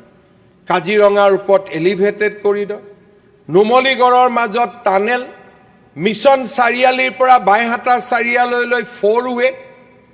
আজি আমাৰ বাজেটত আমি উল্লেখ কৰিছো যে এয়াৰৱেজ, হাইৱেজ আৰু ৰেলৱেজ, এই 3টা ক্ষেত্ৰকে মিলি আমি অহা 5 বছৰত প্ৰায় 2 লাখ কোটি টকা খৰচ কৰিব খুজিছো অধ্যক্ষ মহোদয়। এতিয়া প্ৰশ্ন আহিব লাগিছিল যে 2 লাখ কোটি খৰচ কৰিব পৰা সক্ষমতা আপোনালোকৰ আছে নে নাই? অধ্যক্ষ মহোদয়, যিখন ৰাজ্যত আমি এটা টকাও অতিৰিক্ত কৰ ল'ব নোৱাৰো, সেইখন ৰাজ্যত আজি আমি কল্পনা কৰিছো, সাহস কৰিছো যে ভাৰত চৰকাৰক খুজিয়ে হওক বা আন কাৰোবাৰ ওচৰত হাত পাতিয়ে হওক, আমি 2 লাখ কোটি টকাৰ ইয়াত কেপিটেল ইনভেষ্টমেণ্ট কৰিম। অধ্যক্ষ মহোদয়, আমি একাউণ্টেবিলিটি যিমানখিনি আমি উদাহৰণ দেখুৱাব পাৰো, আমি তাকে আমি উদাহৰণ দেখুৱাইছো। অধ্যক্ষ মহোদয়, এইখন হাউচতে মাননীয় সদস্য অখিল গগৈয়ে কৈছিল যে আপোনালোকে স্মল হাইড্ৰো প্ৰজেক্ট নকৰে কিয়? অধ্যক্ষ মহোদয়, এই বাজেটত আমি উল্লেখ কৰিলো যে আমি কাৰ্বি লাংপি কৰি মিডিল 1, মিডিল 2, ধনচিৰি, লুংলি, ডিয়াজদিহিম, বৰডিকৰাই, আমৰিং, জেনাম, কাৰাং, দেচাং, আমফাই 137 মেগাৱাট আমি স্মল হাইড্ৰো প্ৰজেক্ট কৰিম। চৰকাৰকতো ধন্যবাদ দিয়াৰ সাহস নাই। তেওঁৱে কোৱা কথা আছিল 3 বছৰ আগত যে স্মল হাইড্ৰো কিয় নকৰে। মই যোৱা 2 বছৰ ডিপাৰ্টমেণ্টৰ মানুহক ক'লো, ক'বাত যদি 1 মেগাৱাটৰো সুবিধা আছে মোক লিষ্টখন দিয়ক। আজি আমি খুচি লাষ্টলৈকে 4 মেগাৱাট, 3 মেগাৱাটো য'ত আছে তাৰো আজি আমি স্মল হাইড্ৰো প্ৰজেক্ট কৰিব খুজিছো। অধ্যক্ষ মহোদয়, পাৱাৰ সাৰপ্লাস হবৰ কাৰণে উই কমিটেড 77,000 crores অধ্যক্ষ মহোদয় কোনখন হাউসত কোনজন মুখ্যমন্ত্ৰী কোনজন বিত্তমন্ত্ৰী আজিলৈকে অধ্যক্ষ মহোদয় এই পবিত্ৰ সদনত কৈছিলে যে আমি অসমত 8,457 মেগাৱাট ইলেক্ট্ৰিচিটি সৃষ্টি কৰিম আজি আমাৰ প্ৰডাকশন কিমান অধ্যক্ষ মহোদয় 450 মেগাৱাট 450 মেগাৱাট ইলেক্ট্ৰিচিটিৰ পৰা আমি 8,457 মেগাৱাটলৈ যোৱাৰ কল্পনা কৰিছো এইখন দুখীয়া অসমে ইয়াতকৈ কি ডাঙৰ কল্পনা কৰিব পাৰে অধ্যক্ষ মহোদয় আমি ইয়াতকৈ কেনেকৈ ডাঙৰ কল্পনা কৰিব পাৰো আজি অধ্যক্ষ মহোদয় 70 ইয়াৰ্ছত মোৰ আগতে অসমৰ 14 জন মুখ্যমন্ত্ৰী আছিল গোটেই 14 জন মুখ্যমন্ত্ৰী দিনত পাৱাৰ জেনাৰেট হৈছিল 450 মেগাৱাট আৰু আজি আমি ইয়াত সাহসেৰে কৈছো যে will be a power surplus state আৰু আমি 8,457 মেগাৱাট ইলেক্ট্ৰিচিটি সৃষ্টি কৰিম আজি অধ্যক্ষ মহোদয় আমি সকলোৱে জানো এই কথাবোৰ কোনেও নাজানা নহয় অধ্যক্ষ মহোদয় যেতিয়া আমি দিল্লীলৈকে যাওঁ সকলো এবাৰ গুৰগাঁৱলৈকে যাওঁ সকলো এবাৰ নয়ডালৈকে যাওঁ আমি সকলোৱে গুজৰাটত গলে আহমেদাবাদলৈকে যাওঁ অন্ধ্ৰত গলে অমৰাৱতীলৈকে যাম আজি পাঞ্জাবত গলে মহালিলৈকে যাওঁ চণ্ডীগড়লৈকে যাওঁ সকলো মানুহে জানে যে এখন ৰাজ্যত যদি গ্ৰোথ আহিব লাগে growth will come only from urbanization আৰু growth আহিলে ৰাজকোষত টকা আহে সেই টকা দুখীয়া মানুহৰ বিকাশৰ কাৰণে যাব পাৰে শিক্ষাৰ বিকাশৰ কাৰণে যাব পাৰে সংস্কৃতিৰ বিকাশৰ কাৰণে যাব পাৰে স্বাস্থ্যৰ বিকাশৰ কাৰণে যাব পাৰে আমি যদি গ্ৰোথ ৰাজ্যখনত নানো আমি যদি ৰাজ্যখনত বিকাশ নানো তেলে ৰাজ্যখনত দৰিদ্ৰতাৰ বিৰুদ্ধে আপুনি কেনেকৈ যুঁজিব আজি যদি আমি লেফট মডেল চাওঁ লেফট মডেল অফ ইকনমি তেওঁলোকে পশ্চিমবংগ আৰু কেৰালাত লেফটৰ শাসন ব্যৱস্থা আছিল ত্ৰিপুৰাত শাসন ব্যৱস্থা আছিল আজি পৰিৱৰ্তন হ'ল কিন্তু পৰিৱৰ্তন হলেও যদি আপোনালোকে মডেল চাব পাৰে তাত এতিয়াও বহুত গাঁও আছে তেওঁলোকে মানুহক দুখীয়া কৰি ৰাখি the strategy was what strategy আছিল যে ক্লাস ওয়াৰ হ'ব লাগে what is the left ideology যে there should be a class war কেতিয়া হ'ব যেতিয়া মানুহৰ মাজত কন্টিনিউয়াসলি নুপুৱাৰ বেদনা ক্ৰিয়েট কৰি থাকিব তেতিয়া people will attack the affluent class কিন্তু what is our economy যে কোনোবা যদি affluent হৈছে দুখীয়া মানুহ এজনকো আমি উঠাই আনিম সমান ধনী হোৱাৰ সুবিধা দিম আমি দুখীয়া মানুহ এজনৰো ঘৰত চাকৰি দিম দুখীয়া মানুহ এজনকো আমি উদ্যোগত সুবিধা দিম so that he can climb in a class ladder লেফটে বিচাৰে যে দুখীয়া হৈ থাকক এটা সময়ত অতিষ্ঠ হৈ যাতে তেওঁলোক ৰাজপথলৈ ওলাই আহিব পাৰে কিন্তু this is not our philosophy সেই কাৰণে হাৰিয়ানাই স্যাটেলাইট সিটি বনালে দিল্লীয়ে স্যাটেলাইট সিটি বনালে মুম্বাইয়ে নই মুম্বাই বনালে অন্ধ্ৰই অমৰাৱতী বনালে তেলেঙ্গানাই নিউ হায়দৰাবাদ বনালে আজি আমি অসমত স্যাটেলাইট সিটি আনিব খুজিছো যাতে কোনেও এই গুৱাহাটীখনতে ঘৰ বনাব নালাগে ঘৰ বনাব ইউনিভাৰ্সিটি কৰিব ইন্ডাষ্ট্ৰি কৰিব কোনো জায়গাত যাব নালাগে আমি একেটা জায়গাতে তেওঁলোকক সুবিধা দিম ইয়াত কৈছে স্যাটেলাইট সিটি কিয় লাগে অধ্যক্ষ মহোদয় যদি নয়ডা নহলহেতেন উত্তৰ প্ৰদেশ হলহেতেন নেকি আজি আমি কিয় 6 নম্বৰত আছো যদি গুৰগাঁও নাথাকিলেহেঁতেন হাৰিয়ানা 2 নম্বৰলৈকে যাব পাৰিলেহেঁতেন নেকি? আজি যদি নই মুম্বাই নাথাকিলেহেঁতেন আজি মুম্বাই হ'ব পাৰিলেহেঁতেন নেকি? মহাৰাষ্ট্ৰ হ'ব পাৰিলেহেঁতেন নেকি? আজি মানুহে ক'ব লাগিছিল যে চৰকাৰে প্ৰথমবাৰ স্যাটেলাইট সিটি কৰিব খুজিছে, আমি আদৰণি জনাইছো। আমি মুখ্যমন্ত্ৰীক কম যে যাৰ পৰা মাটি ল'ব তাক ভাল কৰি টকা পইচা দিয়ক, ৰাইজৰ কষ্ট হ'ব নালাগে। কিন্তু গুৱাহাটীত স্যাটেলাইট সিটি এখন আমাক দৰকাৰ, নহ'লে ইয়াতে কৃত্ৰিম বানপানীৰ মাজত আমি সদায় থাকিব লাগিব।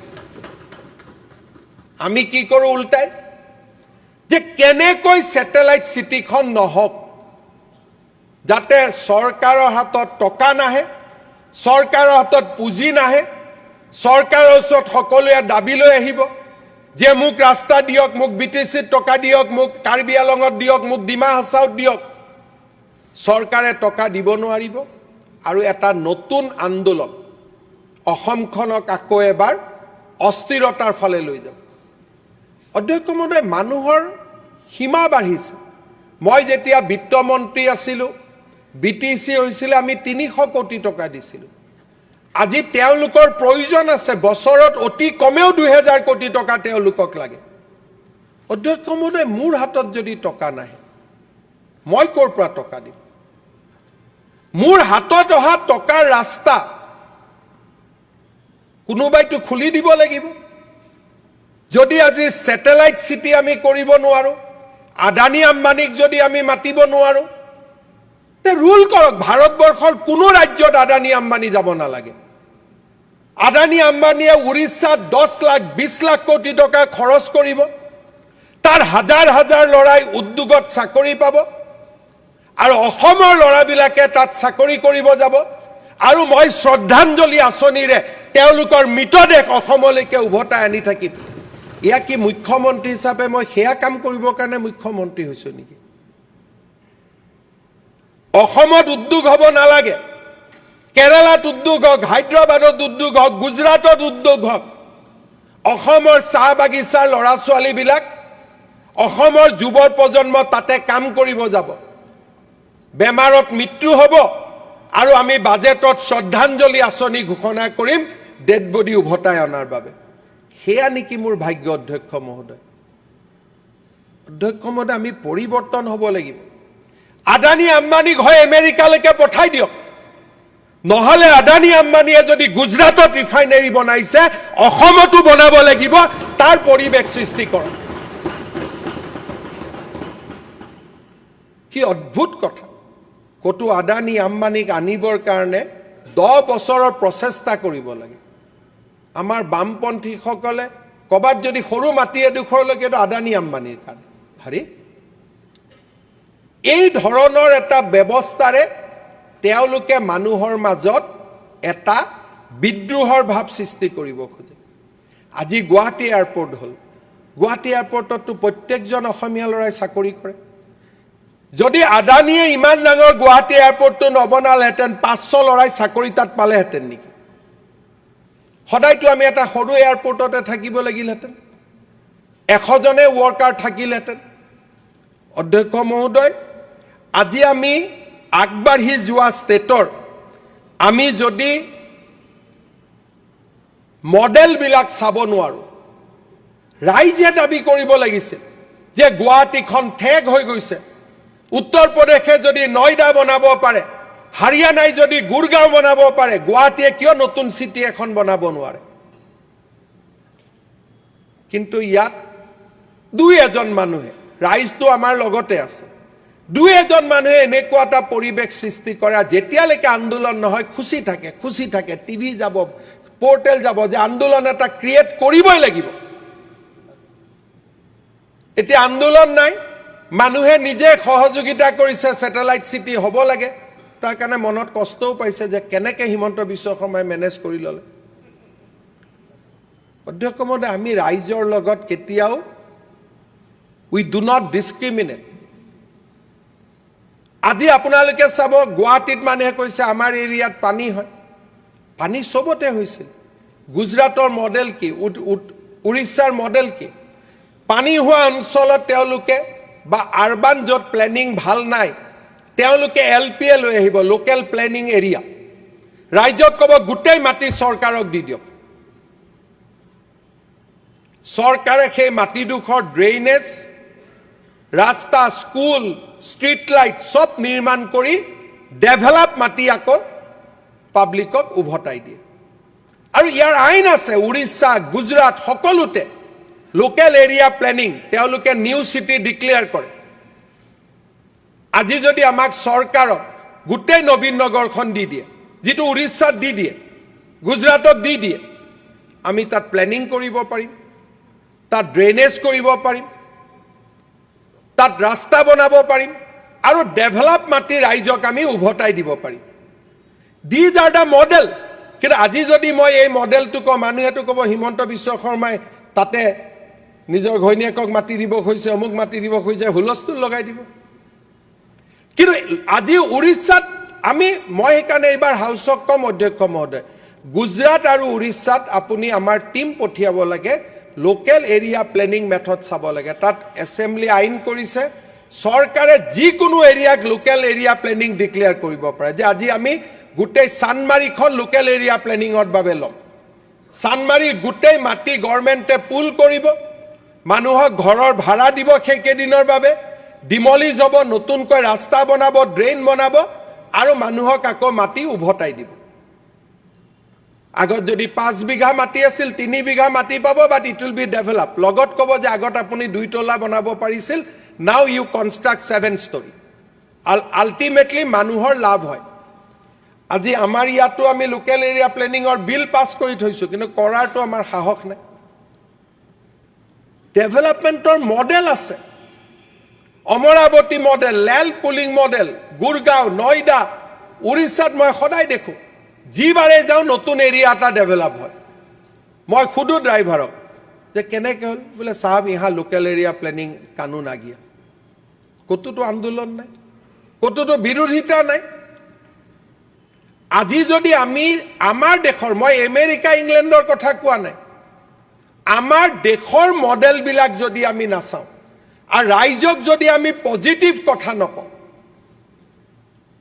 তেতিয়াহ'লে আমি ক'ৰ পৰা আমি আমাৰ ৰাজ্যখনক পৰিৱৰ্তন কৰিব পাৰিম? অধ্যক্ষ মহোদয়, এই বাজেটত আমি সৰু এখন ছেটেলাইট চিটি বুলি ক'ব লাজো লাগে, মাত্ৰ 4,000 বিঘা মাটি আমি যোগাৰ কৰি তাত কিবা এটা কৰিব খুজিছোঁ, যাতে অসমত হস্পিটাল আহিব পাৰে, স্কুল আহিব পাৰে, ল'ৰা ছোৱালীয়ে চৰকাৰী চাকৰিৰ উপৰিও আজি বেচৰকাৰী খণ্ডত চাকৰি পাব পাৰে।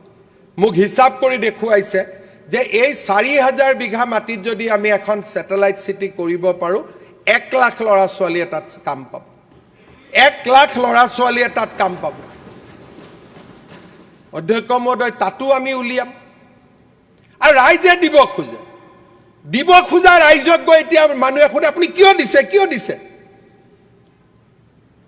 এই ধৰণৰ যিটো নিগেটিভিটি, তাৰ বিৰুদ্ধে এইখন বিধানসভা অধ্যক্ষ মহোদয় মাত মাতিব লাগিব। আজি অৰুণাচলে যদি 30,000 মেগাৱাট ইলেক্ট্ৰিচিটি উৎপাদন কৰিব কথা ক'ব পাৰে, আমি এখন সৰু ছেটেলাইট চিটি বনোৱাৰ কথা আমি ক'ব নোৱাৰোঁ? অধ্যক্ষ মহোদয়, আমি সকলোৱে জানো যে ভূটান আমাৰ এখন বন্ধু দেশ।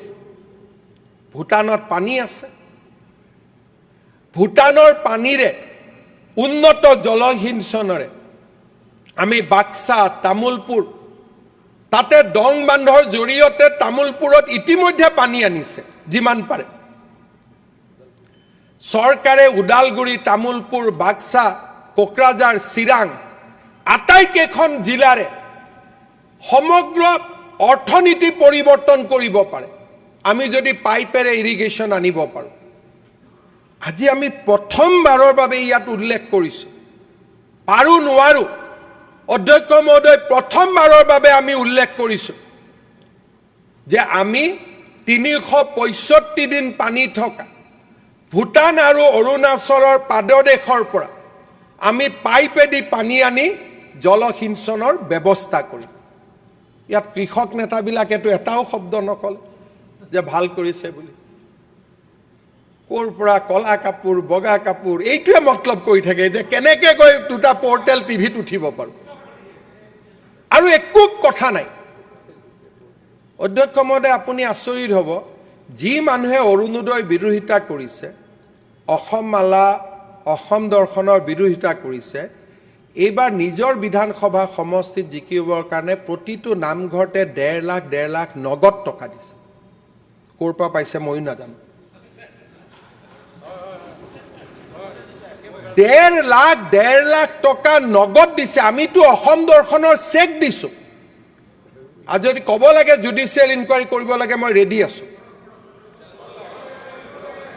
1.5 লাখ টকা নগদ দিছে তাৰমানে কোনোবা পুঁজিপতিয়েতো এইটো ব্লক কৰিবই লাগিব বেক কৰিবই লাগিব অসমৰ উন্নতিত বাধা আনিবৰ কাৰণে দিজ আৰ ডিজাইন টকা কোনেও এনেই নিদিয়ে টকা কিয় দিছে যাতে আৰ্টিফিচিয়েলি অসমৰ মানুহক আন্দোলনৰ ফালে লৈ যাব পাৰে যেনেকৈ আগতে নিউক্লিয়াৰ পাৱাৰ হ'ব দিয়া নাছিলে হাইড্ৰ পাৱাৰ হ'ব দিয়া নাছিলে ভাৰতবৰ্ষখনক পিছুৱাই ৰাখিছিলে দেয়াৰ ইজ এ লবি এই লবিজবিলাকে পইচা নিদিলে এজন চেণ্ডেল পিন্ধা বিধায়কে নামঘৰত দিব 1.5 লাখ টকা ক'ত পায় আপুনি মোক কওক অধ্যক্ষ মহোদয় কেছ পইচা অধ্যক্ষ মহোদয় নগদ টকা আমি সাহস নকৰোঁ অধ্যক্ষ মহোদয় 25 বছৰ বিধায়ক হৈ থকাৰ পিছত আৰু যদি মই ভুল কৈছোঁ আমাৰ কেইবাজনো অধ্যক্ষ মহোদয় প্ৰথমবাৰৰ বাবে আমি কৃষি আৰু জলসিঞ্চনৰ মাজত এইখন বাজেটত এটা সামঞ্জস্য আনিছোঁ অধ্যক্ষ মহোদয় ক'ব নহয় কণীৰ চিণ্ডিকেট হৈছে বাহিৰৰ পৰা কণী অহা কণীত পইচা লৈছে অধ্যক্ষ মহোদয় বাহুবলীটো ভিতৰৰ কণী তাত কোনে পইচা লৈছে আজি অসমৰ ভিতৰত যে লাহে লাহে দাবী কি হ'ব লাগিছিল যে কণীৰ উৎপাদন অসমত ইমান আত্মনিৰ্ভৰ কৰক যাতে শ্ৰীৰামপুৰ গেটেদি এটাও কণী আহিব নোৱাৰে দাবীটো সেইটো নাই কণীকেইটা দেখুৱাই ফুৰিছে যাতে বেপাৰীজনে তেওঁৰ লগতো ৰাতি কথা পাতে ইয়াৰ মিনিং কি অধ্যক্ষ মহোদয় আজি আমি গোটেই বিধায়কসকলে ক'ব লাগে যে 126টা সমষ্টিত আমি 1 লাখকৈ কণী উৎপাদনৰ একোটা উদ্যোগ স্থাপন কৰিম আৰু চৰকাৰে আমাক তাৰ বাবে 20 লাখ টকাকৈ ৰাজ সাহায্য দিয়ক এক ৰাতিৰ ভিতৰতে আমি কণীত আত্মনিৰ্ভৰ হৈ পৰোঁ অধ্যক্ষ মহোদয় আজিতো অধ্যক্ষ মহোদয় আপুনি চাওক মই এটা বেলেগ এটা ইকনমি কৈছোঁ শ্ৰীৰামপুৰেদি কণী আহিব কোনোবাই টেক্স লৈছে তাৰমানে অহা কণীৰ দাম বেছি হৈ গ'ল তাৰমানে বাহুবলীয়ে যেতিয়া কণী বিক্ৰী কৰিব কম দামত কণী বিক্ৰী কৰিব পাৰিব গতিকে মইতো বিচাৰোঁ যে চৰকাৰে নিজে নিজে কণীৰ ওপৰত টেক্স লগাই দিয়ক বাহিৰৰ পৰা অহা কণীৰ ওপৰত যাতে ভিতৰৰ পৰা কণী ব্যৱসায়ীসকলে কণী নিৰ্মাণ কৰিব পাৰে তাকে নকৰি সস্তীয়া জনপ্ৰিয়তা অধ্যক্ষ মহোদয় এই ধৰণে আমাৰ ৰাজ্যখনক আমি কেতিয়াও আগবঢ়াই লৈ যাব নোৱাৰোঁ অধ্যক্ষ মহোদয় আমি আমাৰ চিন্তাধাৰা পৰিৱৰ্তন কৰিবই লাগিব এইখন বাজেটে এই নতুন চিন্তাৰ এটা উন্মেষ ঘটাইছে যে আমি কৃষি জলসিঞ্চনক একত্ৰিত কৰিম এজন মন্ত্ৰীক দায়িত্ব দিম আৰু সেই মন্ত্ৰীজনক আমি অনুপ্ৰাণিত কৰিম ওলোটা আমি কি কৈছোঁ পাখি কাটি দিলে এয়া হৈছে ধাৰণা অধ্যক্ষ মহোদয় আমি অসমত যেতিয়া মেডিকেল কলেজ নিৰ্মাণ কৰিছিলোঁ তেতিয়া একেবোৰ মানুহে আপত্তি কৰিছিল যোৰহাটত মেডিকেল কলেজ নিৰ্মাণ কৰিবলৈ গৈ মই কিমান অপমানৰ সন্মুখীন হৈছিলোঁ সি মোৰ ৰাজনৈতিক জীৱনৰ আন এটা ডাঙৰ স্মৃতি সিদিনাখন আমি হিচাপ কৰিছিলোঁ যে 2030 এবছৰত আমাৰ ডক্টৰ উৎপাদন হ'ব 2400 কণ্টিনিউৱাছলি 1200-1600 হৈ থাকিব আৰু 2034লৈকে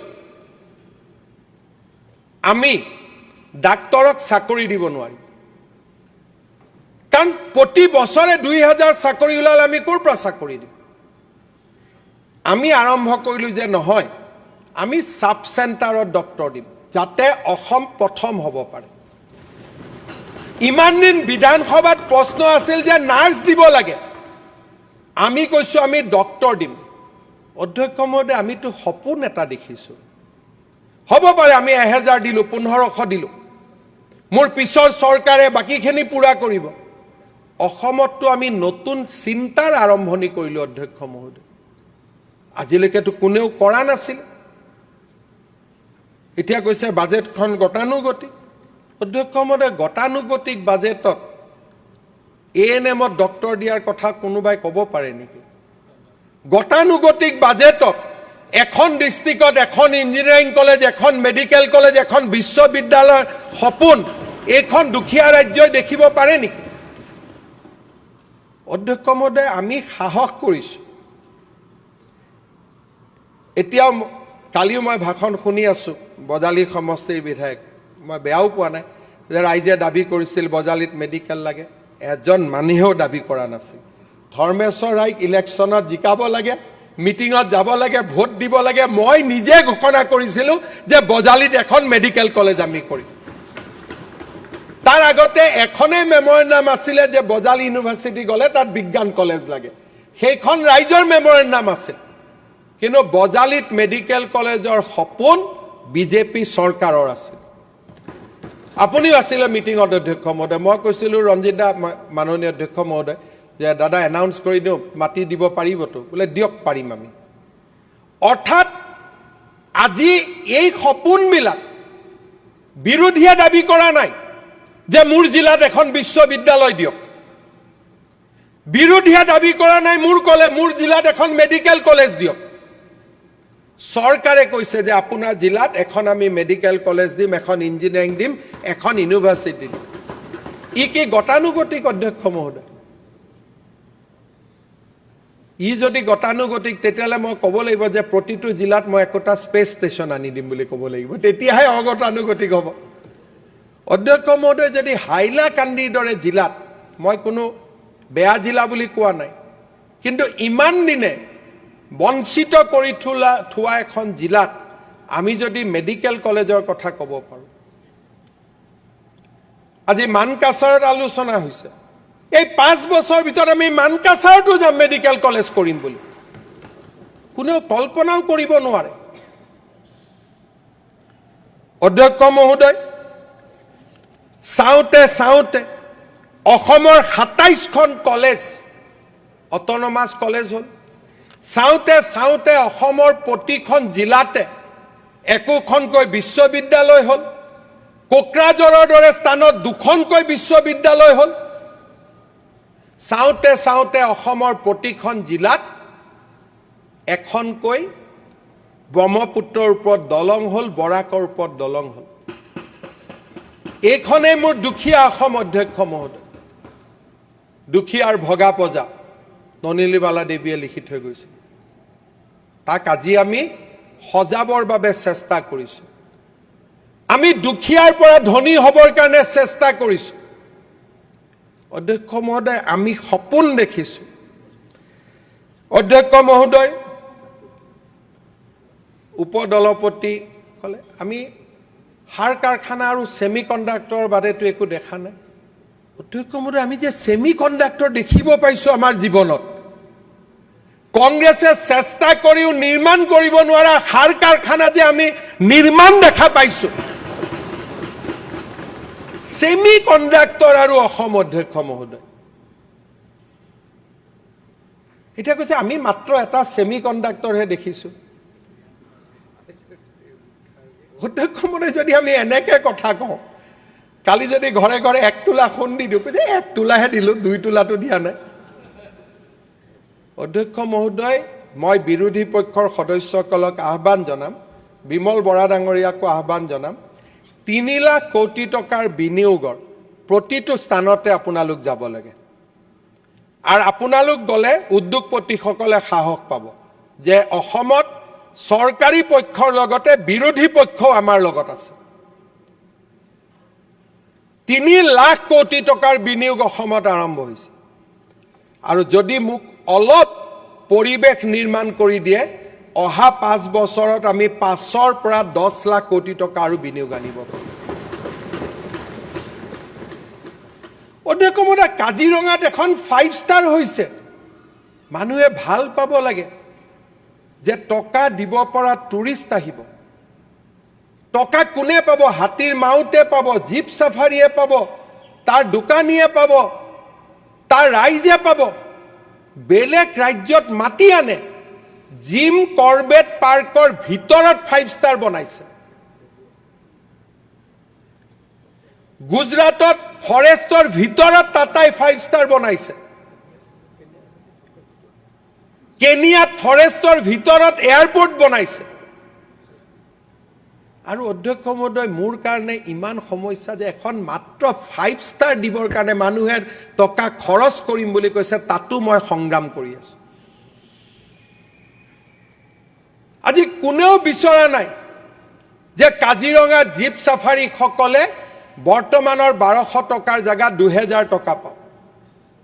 আৰু উৎপাদন হওক কাজিৰঙাত। তেওঁলোকে বিচাৰিছে যে কাজিৰঙাৰ জীপ চাফাৰী কেইটা কেনেকৈ দুখীয়া হৈ থাকিব পাৰে। কাৰণ 5 ষ্টাৰ আহিলেতো ধনী মানুহ আহিব, পইচা বেছি দিব। দুখীয়া হৈ থাকিলেহে আন্দোলন হ'ব, ধনী হ'লেতো আন্দোলন নহ'ব।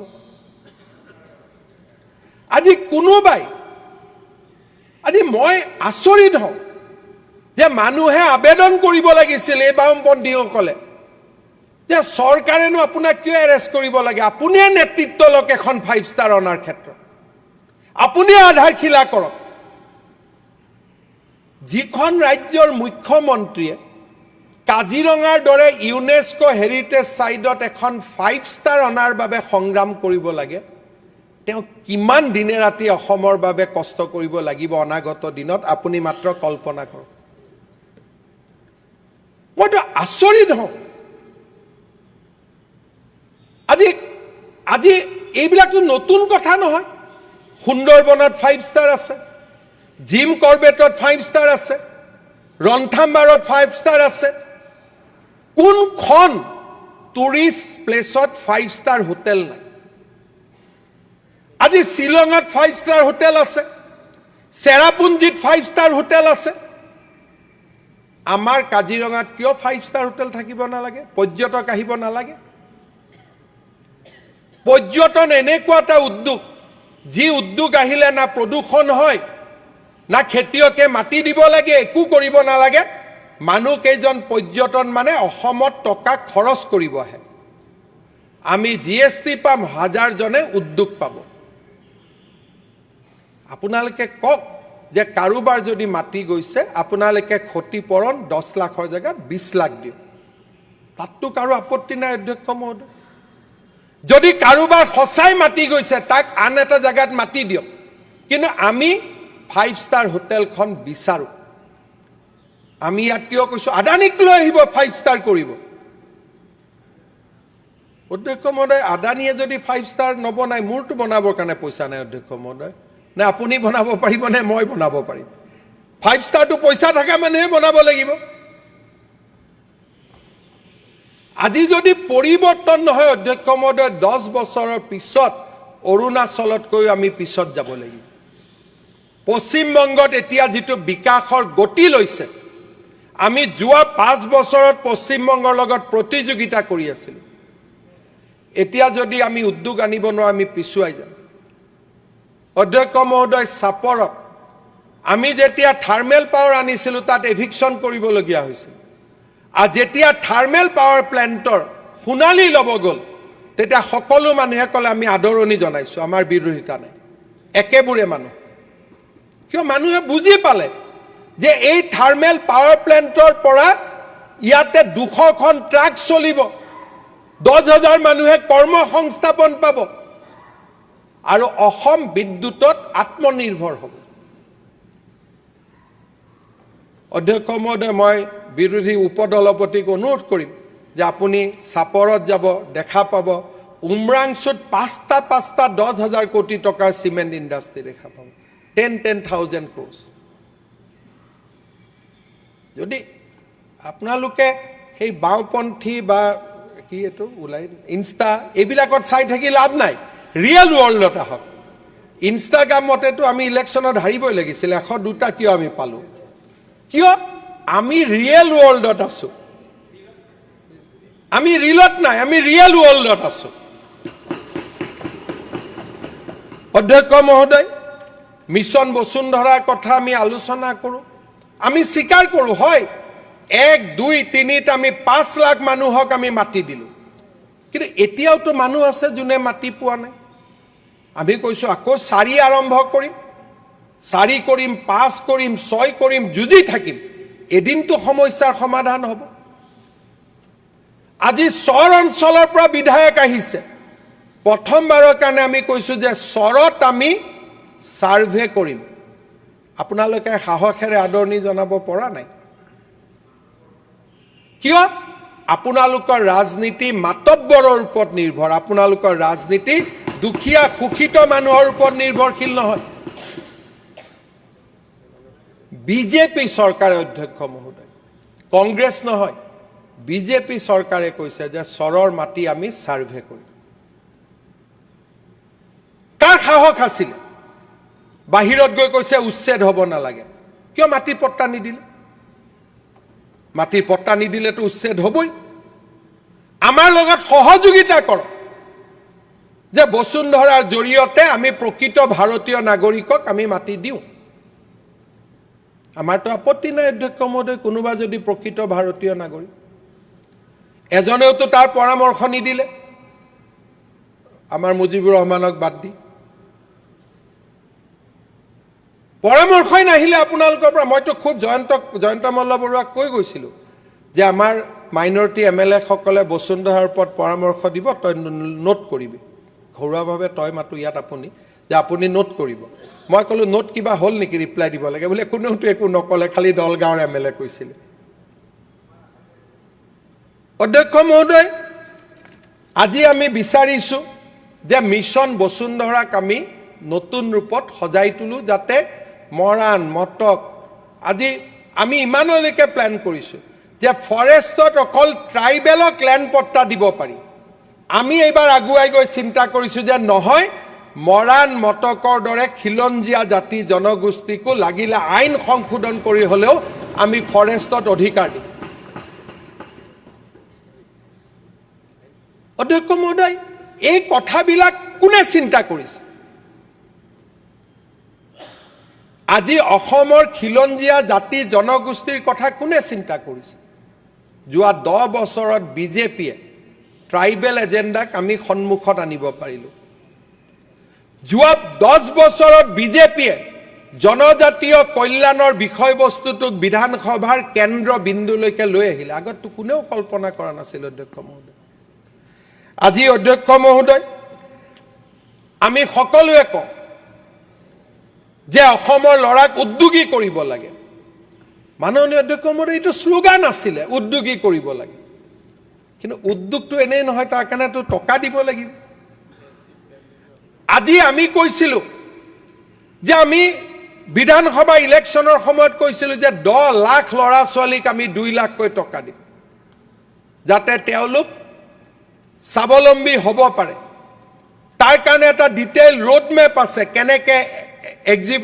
কেনেকে ট্ৰেইনিং হয় কেনেকে স্কিম হয় কেনেকে আঁচনি আহে আৰু তাৰ পিছত তেওঁলোকক আমি প্ৰধানমন্ত্ৰী মুদ্ৰা আঁচনিৰ সৈতে সহযোগিতা কৰিম কোনো এজনেওতো আদৰণি নজনালে অধ্যক্ষ মহোদয় আজি এজন বিধায়কে কৈছে মোৰ সমষ্টিত সিএম উদ্যমিতা দিব লাগে আৰু তাৰ আগতে ইলেকশ্যনৰ সময়ত কি কৈছিল যে ভোট কিনিবৰ কাৰণে সেলফ হেল্প গ্ৰুপক টকা দি আছে অধ্যক্ষ মহোদয় আপোনালোকে বেয়া পাবৰ কাৰণে আপোনালোকৰ সমষ্টিত দিয়া নাই ভোট কিনা কামটো আপোনালোকৰ সমষ্টিত কিয় কৰো আজি কৈছে লাগে বুলি তাৰমানে মই ভাল পাইছো যে আজি কংগ্ৰেছ দলৰ বিধায়ক এজনে শেষত হলেও মানি ললে যে মহিলা উদ্যমিতা এটা ভাল আঁচনি আছিল আজি স্বীকাৰ কৰিবলৈ বাধ্য হ'ল ইমান দিনে তেওঁলোকৰ নেতাজনে কিন্তু বাহিৰে ভিতৰে কি কৈ আছিল প্ৰথম কলে এই ক'ত দিব টকা পিছত টকা দিউতে কলে নহয় নহয় এইবোৰ ভোট কিনাৰ কাৰণে আজি কলে যে মহিলা উদ্যমিতা এটা ভাল আঁচনি মোৰ সমষ্টিটো দিব লাগে নিশ্চিতভাৱে এই মাহতে দিয়া হ'ব যে স্বীকাৰ কৰিলে অধ্যক্ষ মহোদয়, আমি আল্টিমেটলি স্বীকাৰ কৰিবলৈ বাধ্য হ'ল। অধ্যক্ষ মহোদয়, লাখপতি বাইদেউ, আজি আমি কি কৈছোঁ, কোনো আলোচনাই নকৰিলে। মই গোটেই আলোচনা পঢ়িলোঁ। সেলফ হেল্প গ্ৰুপৰ মহিলাক যদি ব্যক্তিগতভাৱে তেওঁলোকে লোন লয়, আমি ষ্টাম্প পেপাৰৰ 1 টকাও ফিজ তেওঁলোকৰ পৰা নলওঁ। আমি কি ক'লোঁ যে আমি এটা ক্ৰেডিট গ্যাৰেণ্টি ফাণ্ড কৰিম, যাতে গ্ৰুপ হিচাপেও টকা ল'ব পাৰে, ব্যক্তিগত হিচাপেও টকা ল'ব পাৰে। এইখন অসমত অধ্যক্ষ মহোদয় আমাৰ প্ৰচেষ্টাত 9 লাখ মহিলা আজি লাখপতি বাইদেউ হ'ল। এদিন আমাক জোকাইছিল ইয়াত কিছুমানে, মই আকৌ যেতিয়া ৰিলৰ ৱৰ্ল্ডত যাওঁ, কিছুমানে আমাৰ লাখপতি বাইদেউসকলক জোকাই পেলাই গান লিখে, বিভিন্ন ধৰণে অপমান কৰাৰ চেষ্টা কৰে। অধ্যক্ষ মহোদয়, 9 লাখ অসমীয়া মহিলা আজি লাখপতি। আমি 10,000 টকাকৈ দিলোঁ, আৰু মই নিশ্চিতভাৱে মই ভাবোঁ ভগৱানে মোক শক্তি দিব যাতে 25,000টো দিব পাৰোঁ। অধ্যক্ষ মহোদয়, আমাৰ প্ৰতিশ্ৰুতি আমিয়ে মনত পেলাই আছোঁ। আগতে কোনো চৰকাৰ নাছিল, চবেই ইলেকশ্যনৰ সময়ত দিয়া কথাবোৰ পাহৰাব যত্ন কৰে, কিন্তু আজি আমি ইয়াতে মনত পেলাইছোঁ। অধ্যক্ষ মহোদয়, ইয়াতে কৈছে সত্ৰৰ কথা নাই। যেতিয়া আমি সত্ৰ কাক বুজি নাপাম, তেতিয়াতো সত্ৰৰ কথা কৈ লাভ নাই। মধুপুৰ সত্ৰ সত্ৰ নহয় নেকি অধ্যক্ষ মহোদয়? আজি এইখন চৰকাৰে কৈছে শ্ৰীমন্ত শংকৰদেৱৰ আবিৰ্ভাৱ ক্ষেত্ৰ বটদ্ৰৱাৰ পৰিকল্পনা সম্পূৰ্ণ হোৱাৰ পিছত এতিয়া আমি তেওঁৰ তিৰুভাৱ ক্ষেত্ৰলৈকে যাম, আৰু মধুপুৰত গৈ আমি প্ৰকল্প নিৰ্মাণ কৰিম। এইখন চৰকাৰে কৈছে সত্ৰ আয়োগ নিৰ্মাণ কৰিম। এইখন চৰকাৰে কৈছে লাচিত বৰফুকনক আমি বিশ্ব জগত সভালৈ লৈ যাম। এইখন চৰকাৰে কৈছে অধ্যক্ষ মহোদয়, বিহুক আমি ৰাষ্ট্ৰীয় মঞ্চলৈ লৈ যাম। এইখন চৰকাৰে কৈছে যে আমি বিহুক আমি ইউনেস্কোৰ ৱৰ্ল্ড হেৰিটেজ কৰিম।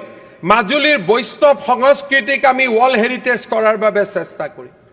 সত্ৰ আৰু বৈষ্ণৱী সংস্কৃতি বেলেগ নহয়, কিন্তু স্বাভাৱিক চেষ্টা কৰিছে বিৰোধী পক্ষই সত্ৰৰ ওপৰত ক'ব, মই ভাল পাইছোঁ।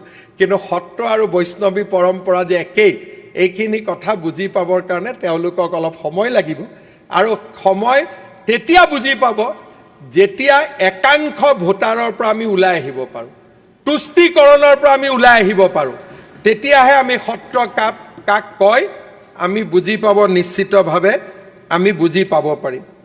অধ্যক্ষ মহোদয়, আমি আকৌ মনত পেলাই দিলোঁ যে ইলেকশ্যনৰ আগতে কৈছিলোঁ চাহ জনগোষ্ঠীক আমি মাটিৰ পট্টা দিম। আমি পাহৰাব লাগিছিলে, কিন্তু আমি ওলোটাই মনত পেলালোঁ যে 30,000ক দিলোঁ, এই বছৰত 1.5 লাখক দিম, আৰু 2 বছৰ 3 বছৰ ভিতৰত 3 লাখক দি আমাৰ শেষ কৰিম।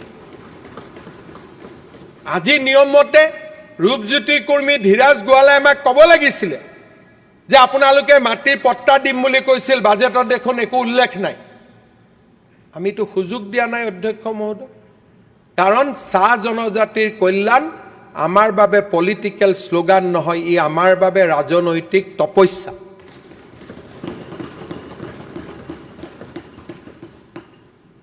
অধ্যক্ষ মহোদয়, আজি আমাৰ বাজেটত আমি কৰ্মচাৰীসকলৰ বাবে, আজি ইয়াত কৈছে UPS OPS কৰ্মচাৰী পৰিষদৰ আজিকালি যিমান নতুন কৰ্মী আছে তেওঁলোকতো NPSত থাকিব খোজে, ওলোটাই পৰিৱৰ্তিত কথাবিলাক আমি বুজিয়ে নাপাওঁ। এতিয়া যে 1.5 লাখ 1,60,000 ল'ৰা ছোৱালীয়ে চাকৰি পালে, তেওঁলোককতো NPS লাগে, কাৰণ আফটাৰ ৰিটায়াৰমেণ্ট OPSতকৈ NPSে বহুত বেছি টকা দিব, আৰু যাক OPS লাগে তাৰ কাৰণে আমি UPSও কৰি দিছোঁ যে NPS লাগিলে NPSলৈকে যাওক, UPS লাগিলে UPSত যাওক। এতিয়া মোক সোধে OPS কেতিয়া কৰিব কওক। আৰে যেতিয়া আমি NPS UPS সব কৰিয়ে দিলোঁ, কৰিব বাকী কি থাকিলে? হ'ব পাৰে যে কিছুমান ভেঞ্চাৰ স্কুলৰ শিক্ষক প্ৰাদেশিকৰণ হৈছিল, 2 বছৰ 3 বছৰ চাকৰি কৰিলে, তেওঁলোকে সুবিধা পোৱা নাই অৱসৰৰ, সেই বিষয়টো আলোচনা হ'ব পাৰে। আমিতো কেতিয়াও বেয়া নাপাওঁ। আজি আমি ইয়াত ক'লোঁ যে ভেঞ্চাৰ স্কুলৰ শিক্ষকসকলে ক'লে যে ডেট অফ এপইণ্টমেণ্ট বদলিব লাগে। আমিতো ৰাইজৰ কথাই হাউচত কৈছোঁ যে হয়, প্ৰাদেশিকৰণ আইনৰ আমি সংশোধন আনিম, 2010টোক আমি 2014, 15, 13 আমি যি কৰিব লাগে আমি কৰিম। আমিতো ৰাইজৰ কথা, এইখন বাজেটত যদি ৰাইজৰ কথা নাই, ইয়াত কাৰ কথা আছে অধ্যক্ষ মহোদয়? ইয়াত চাহ জনজাতিৰ কথা আছে, জনজাতিৰ কথা আছে, ভেঞ্চাৰ স্কুলৰ শিক্ষকৰ কথা আছে, কৰ্মচাৰীৰ কথা আছে, উদ্যোগৰ কথা আছে, শিক্ষাৰ কথা আছে, নিবনুৱা যুৱক যুৱতীৰ কথা আছে। এই বাজেটখন আমাৰ সমাজৰ প্ৰতিফলন নহয় জানো অধ্যক্ষ মহোদয়? অধ্যক্ষ মহোদয়, এই বাজেটৰ পাতত আমি ক'লোঁ, আজি মই ভাল পালোহেঁতেন যে এজন বিৰোধী পক্ষৰ সদস্যই যদি ক'লেহেঁতেন যে আপুনি ছেটেলাইট আনিব খুজিছিল, কিমান আগবাঢ়িছে? আপুনি প্ৰটন থেৰাপি আনিব খুজিছিল, কিমান আগবাঢ়িছে? যোৱা বাজেটত আপুনি অতিথিৰ কথা কৈছিলে, কিমান আগবাঢ়িছে? আমি জবাব দি ভাল পালোহেঁতেন অধ্যক্ষ মহোদয়। কোনেও প্ৰশ্নই নুসুধিলে। আমিতো উত্তৰ দিলোহেঁতেন যে ছেটেলাইটৰ টেণ্ডাৰ হৈছে, প্ৰটন টিভি 2 এদিনতে অৰ্ডাৰ দিম, প্ৰটন ৰেডিয়েশ্যনৰ আমি 2 এদিনতে অৰ্ডাৰ দিম, অতিথি আমি 2 এদিনতে উদ্বোধন কৰিম। আমিতো উত্তৰ দিলোহেঁতেন। আজি বিৰোধী পক্ষৰ উত্তৰ কৰিব সময় নাই। কোন দৰ্জী তাতে, কোন টেইলৰ তাতে কিমান জোখৰ কলা কাপোৰ আছে তাৰে চিন্তা কৰি আছে। নাই নাই, মই আপোনালোকে যাৰ গাত লাগিব লাগে তাৰ লাগক না, আপুনি কিয় গাত পাতিলে?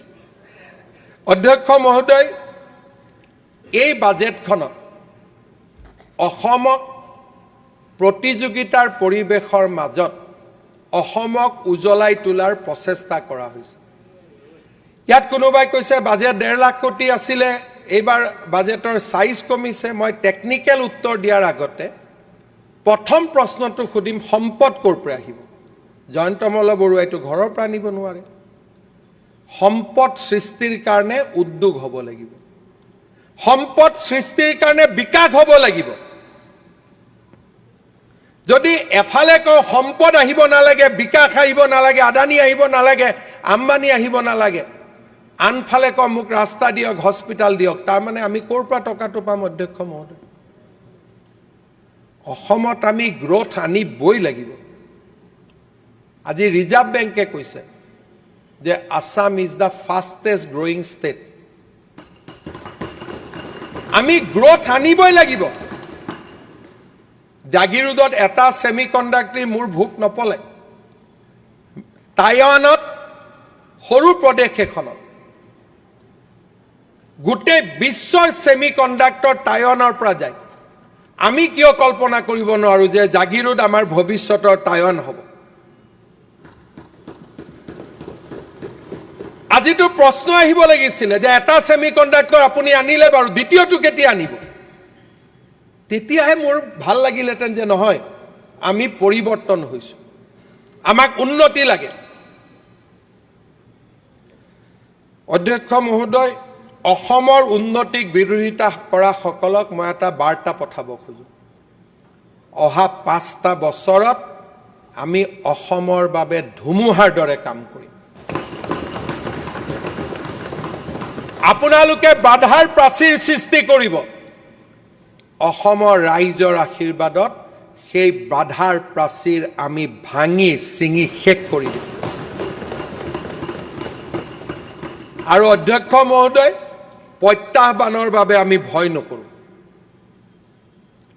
প্ৰত্যাহ্বানৰ মাজতো মথাউৰিৰ পকী হ'ব, আমাৰ সমষ্টিৰ ৰাস্তাও হ'ব, আমাৰ স্কুলো হ'ব, নিবনুৱা যুৱক যুৱতীয়ে কৰ্মসংস্থাপনো পাব।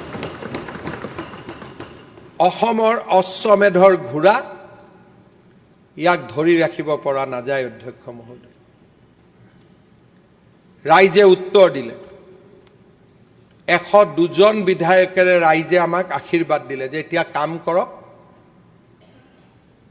আৰু কাম কৰাৰ কাৰণে আমি ভোট দিছোঁ। আৰু অধ্যক্ষ মহোদয়, নিশ্চিতভাৱে ৰাইজৰ আশীৰ্বাদৰ নিৰ্মালী আমি শিৰত লৈ অসমৰ ৰাইজৰ বাবে কাম কৰিম অসমৰ ৰাইজক আগুৱাই লৈ যোৱাৰ বাবে আমি নিজক আকৌ এবাৰ সমৰ্পণ কৰিম বিধায়কসকললৈ মোৰ 3-4টা পৰামৰ্শ আছে অধ্যক্ষ মহোদয় অসমক আমি কণী মাছ আৰু মাংসৰ ক্ষেত্ৰত আত্মনিৰ্ভৰ কৰি তুলিব পাৰোঁ সিন্ডিকেট শব্দটোৱে নোহোৱা হৈ যাব অধ্যক্ষ মহোদয় শ্ৰীৰামপুৰ এইবিলাক আহিবই নালাগে সিন্ডিকেট শব্দটো নোহোৱা কৰাৰ একমাত্ৰ উত্তৰ হৈছে আত্মনিৰ্ভৰ অসম যেতিয়া অসম আত্মনিৰ্ভৰ হ'ব ৰাজ্যত বাহিৰৰ পৰা একো সম্পদ আহিব নোৱাৰিব মই অনুৰোধ কৰিম যে সৰুকৈ হলেও আত্মনিৰ্ভৰশীলতাৰ কেইটামান অনুষ্ঠান আমি আমাৰ সমষ্টিত গঢ়ি তুলিব লাগে 50,000 কণী উৎপাদন অমৃত সৰোবৰ দৰে আঁচনিৰ জৰিয়তে মাছৰ ওপৰত আত্মনিৰ্ভৰ গাহৰি পালনৰ জৰিয়তে আত্মনিৰ্ভৰ প্ৰতিটো বিধায়কে আমি যেনেকৈ আত্মনিৰ্ভৰ অসমৰ কথা কৈছো আমি কথা পাতো আমি কেনেকৈ আত্মনিৰ্ভৰ ৰঙিয়া বনাব পাৰোঁ আমি কেনেকৈ আত্মনিৰ্ভৰশীল তামুলপুৰ আমি কেনেকৈ আত্মনিৰ্ভৰশীল কলিয়াবৰ আত্মনিৰ্ভৰশীল কমলপুৰ আত্মনিৰ্ভৰশীল সোণাৰী আত্মনিৰ্ভৰশীল মাৰ্ঘেৰিটা বনাব পাৰোঁ আমাৰ সমষ্টিলৈ 1 লিটাৰ গাখীৰো বাহিৰৰ পৰা নাহিব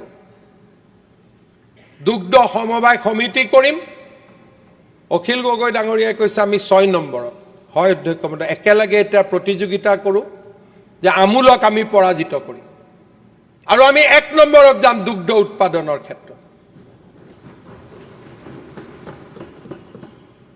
আজি আমুলে যদি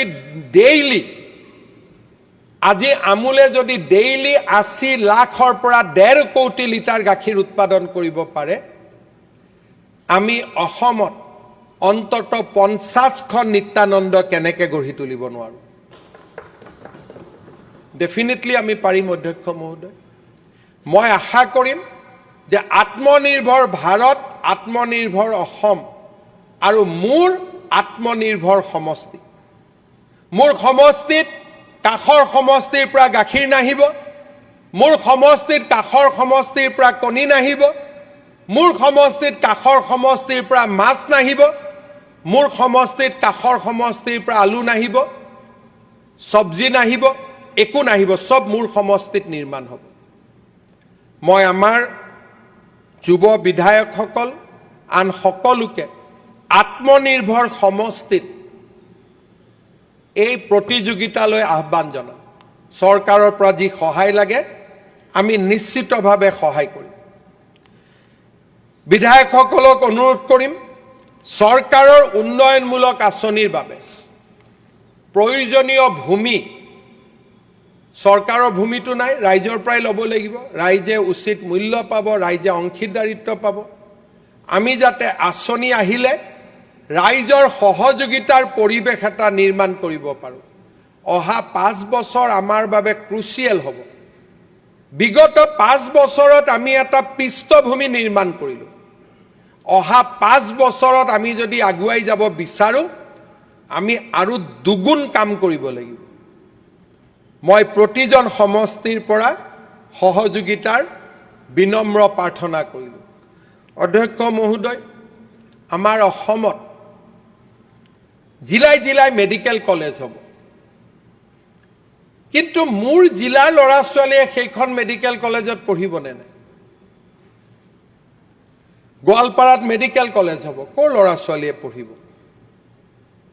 ধেমাজিত মেডিকেল কলেজ হ'ব ক'ত মেডিকেল কোন ল'ৰা ছোৱালীয়ে পঢ়িব মইতো বিচাৰোঁ ৰাইজে কয় যে আমাৰ সমষ্টিৰ চাকৰি আমাৰ ল'ৰাই পাব লাগিব মইতো বিচাৰোঁ সেই আন্দোলনটোক আৰু সক্ৰিয় কৰক যে মোৰ জিলাৰ ল'ৰাইহে মোৰ মেডিকেল কলেজত পঢ়িব কিন্তু সেই আন্দোলনটো ৰাস্তাৰ আন্দোলন নহয় সেই আন্দোলনটো শিক্ষাৰ আন্দোলন হ'ব লাগিব আমি যুৱ আয়োগ গঠন কৰিছোঁ আমাৰ সমষ্টিত কেনেকৈ আমি মেডিকেলৰ বাবে ল'ৰা ছোৱালীক ট্ৰেইনিং কৰিব পাৰোঁ ইঞ্জিনিয়াৰিঙৰ বাবে IITৰ বাবে ট্ৰেইনিং কৰিব পাৰোঁ এইমছৰ বাবে ট্ৰেইনিং কৰিব পাৰোঁ, UPSCৰ বাবে ট্ৰেইনিং কৰিব পাৰোঁ।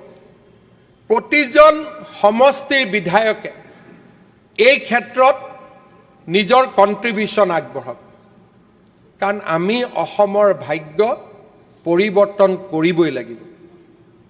অধ্যক্ষ মহোদয় আজি কৈছে যে 30% ৰাজ্য চৰকাৰৰ পুঁজি। অধ্যক্ষ মহোদয় কোন মুখ্যমন্ত্ৰীয়ে নিবিচাৰে যে 100% ৰাজ্য চৰকাৰৰ পুঁজি হওক?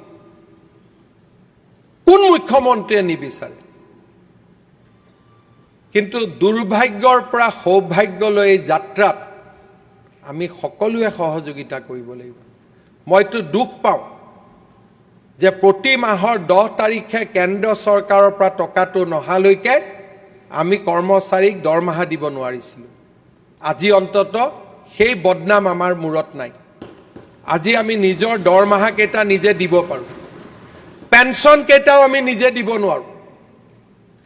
যেতিয়ালৈকে 10 তাৰিখে মোদী ডাঙৰীয়াই টকা নপঠায় আমি পেঞ্চন কেইটাও দিব নোৱাৰোঁ। কিন্তু আমাৰ পূৰ্বপুৰুষসকলে কৈ গৈছিল সকলো আছিল, সকলো আছে, নুবুজো নলওঁ গম। আমাৰ সকলো আছে অধ্যক্ষ মহোদয়, মাত্ৰ আন্দোলন, বিপ্লৱ, বাধা এইবিলাকৰ পৰিৱৰ্তে এটা প্ৰগতিশীল, আধুনিক আৰু নিজৰ ঐতিহ্যৰ ওপৰত বিশ্বাস থকা এটা শক্তিশালী জাতিলৈ আমি ৰূপান্তৰ হ'ব লাগিব। অধ্যক্ষ মহোদয়, মই বিশ্বাস কৰোঁ এই বিধানসভাই এখন আত্মনিৰ্ভৰ অসমৰ যাত্ৰা আৰু এটা ষ্টেণ্ডাৰ্ড অফ ডিছকাশ্যন।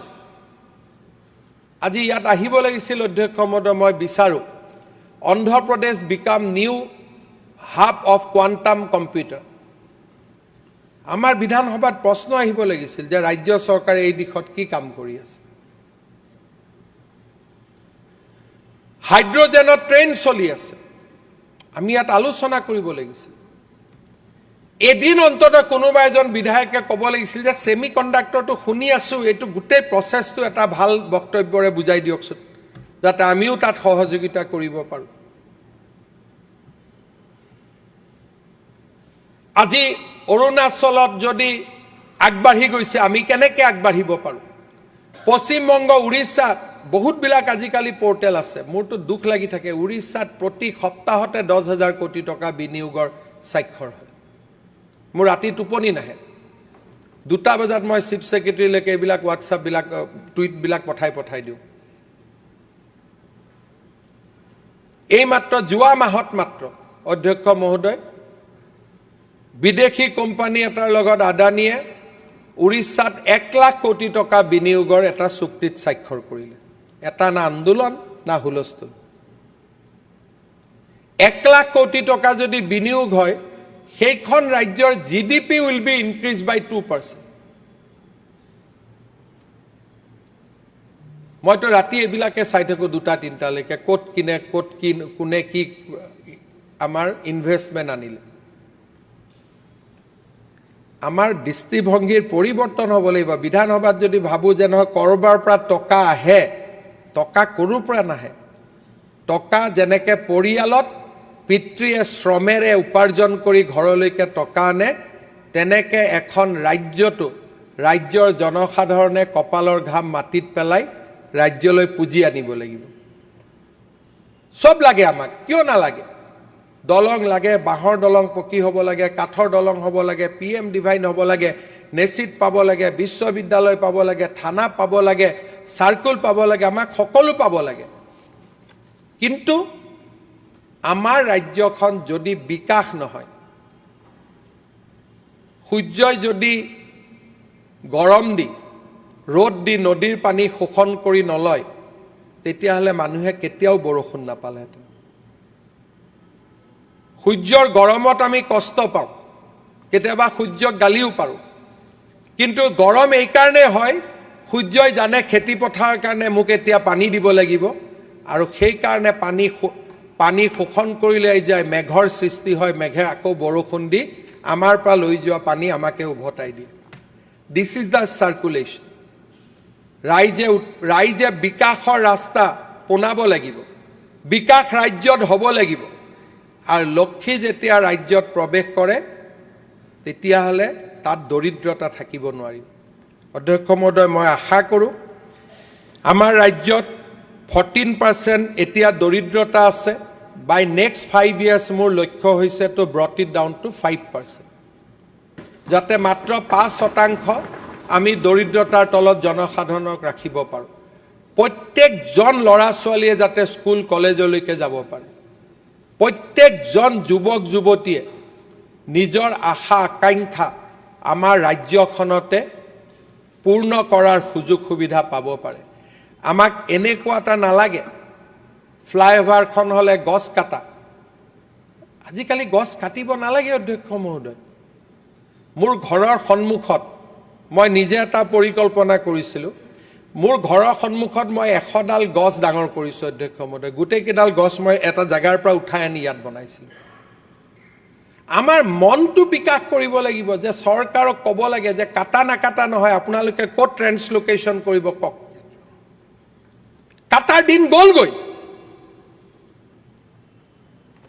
যদি আমাৰ জীৱন এইটো হয় যে প্ৰথমতে উৰণীয়া সেতু কৰিব নিদিম, উৰণীয়া সেতুখন হ'ব, তাৰপিছত ক'ত ফটো আঁকিব দিম তাৰ কাৰণে চৰকাৰৰ লগত কাজিয়া কৰিম। প্ৰথম দিনাই ক'ব লাগিছিল যে আমি ফটো আঁকিম, উৰণীয়া সেতুখন এনেকৈ বনাওক যাতে সেইখন আমি আৰ্ট গেলাৰীলৈকে ৰূপান্তৰ কৰিব পাৰোঁ। আমি তেনেকুৱাই ডিজাইন কৰিলোহেঁতেন যদি উদ্দেশ্য সেইটোৱে আছিল। তাৰমানে এচাম মানুহ আছে য'ত ত'ত যেনেকৈ নহয় ক'ৰবাত কিবা এটা লগাই থাকিব খোজে। অধ্যক্ষ মহোদয়, চৰকাৰ কঠোৰ হ'ব, কাৰণ এইখন চৰকাৰে অজস্ৰ ৰাইজৰ আশীৰ্বাদ লৈ শাসনলৈ আহিছে। আমি অসমক উন্নতিৰ পথত লৈ যাবই লাগিব। আৰু এইকাৰণে এই সদনৰ জৰিয়তে মই এটা বাৰ্তা পঠিয়াব খুজিছোঁ যে উন্নয়নৰ বিৰুদ্ধে যিসকলে মাত মাতি অসমখনক পিছুৱাই লৈ যাবলৈ চেষ্টা কৰে তেওঁলোকৰ লগত আমি কেতিয়াও কম্প্ৰমাইজ নকৰোঁ। আমি আহ্বান জনাম হাতে হাত ধৰি অসমক ভাৰতৰ এখন সৰ্বশ্ৰেষ্ঠ ৰাজ্যলৈ ৰূপান্তৰ কৰা যাত্ৰাত আমাৰ সহযোগী হওক।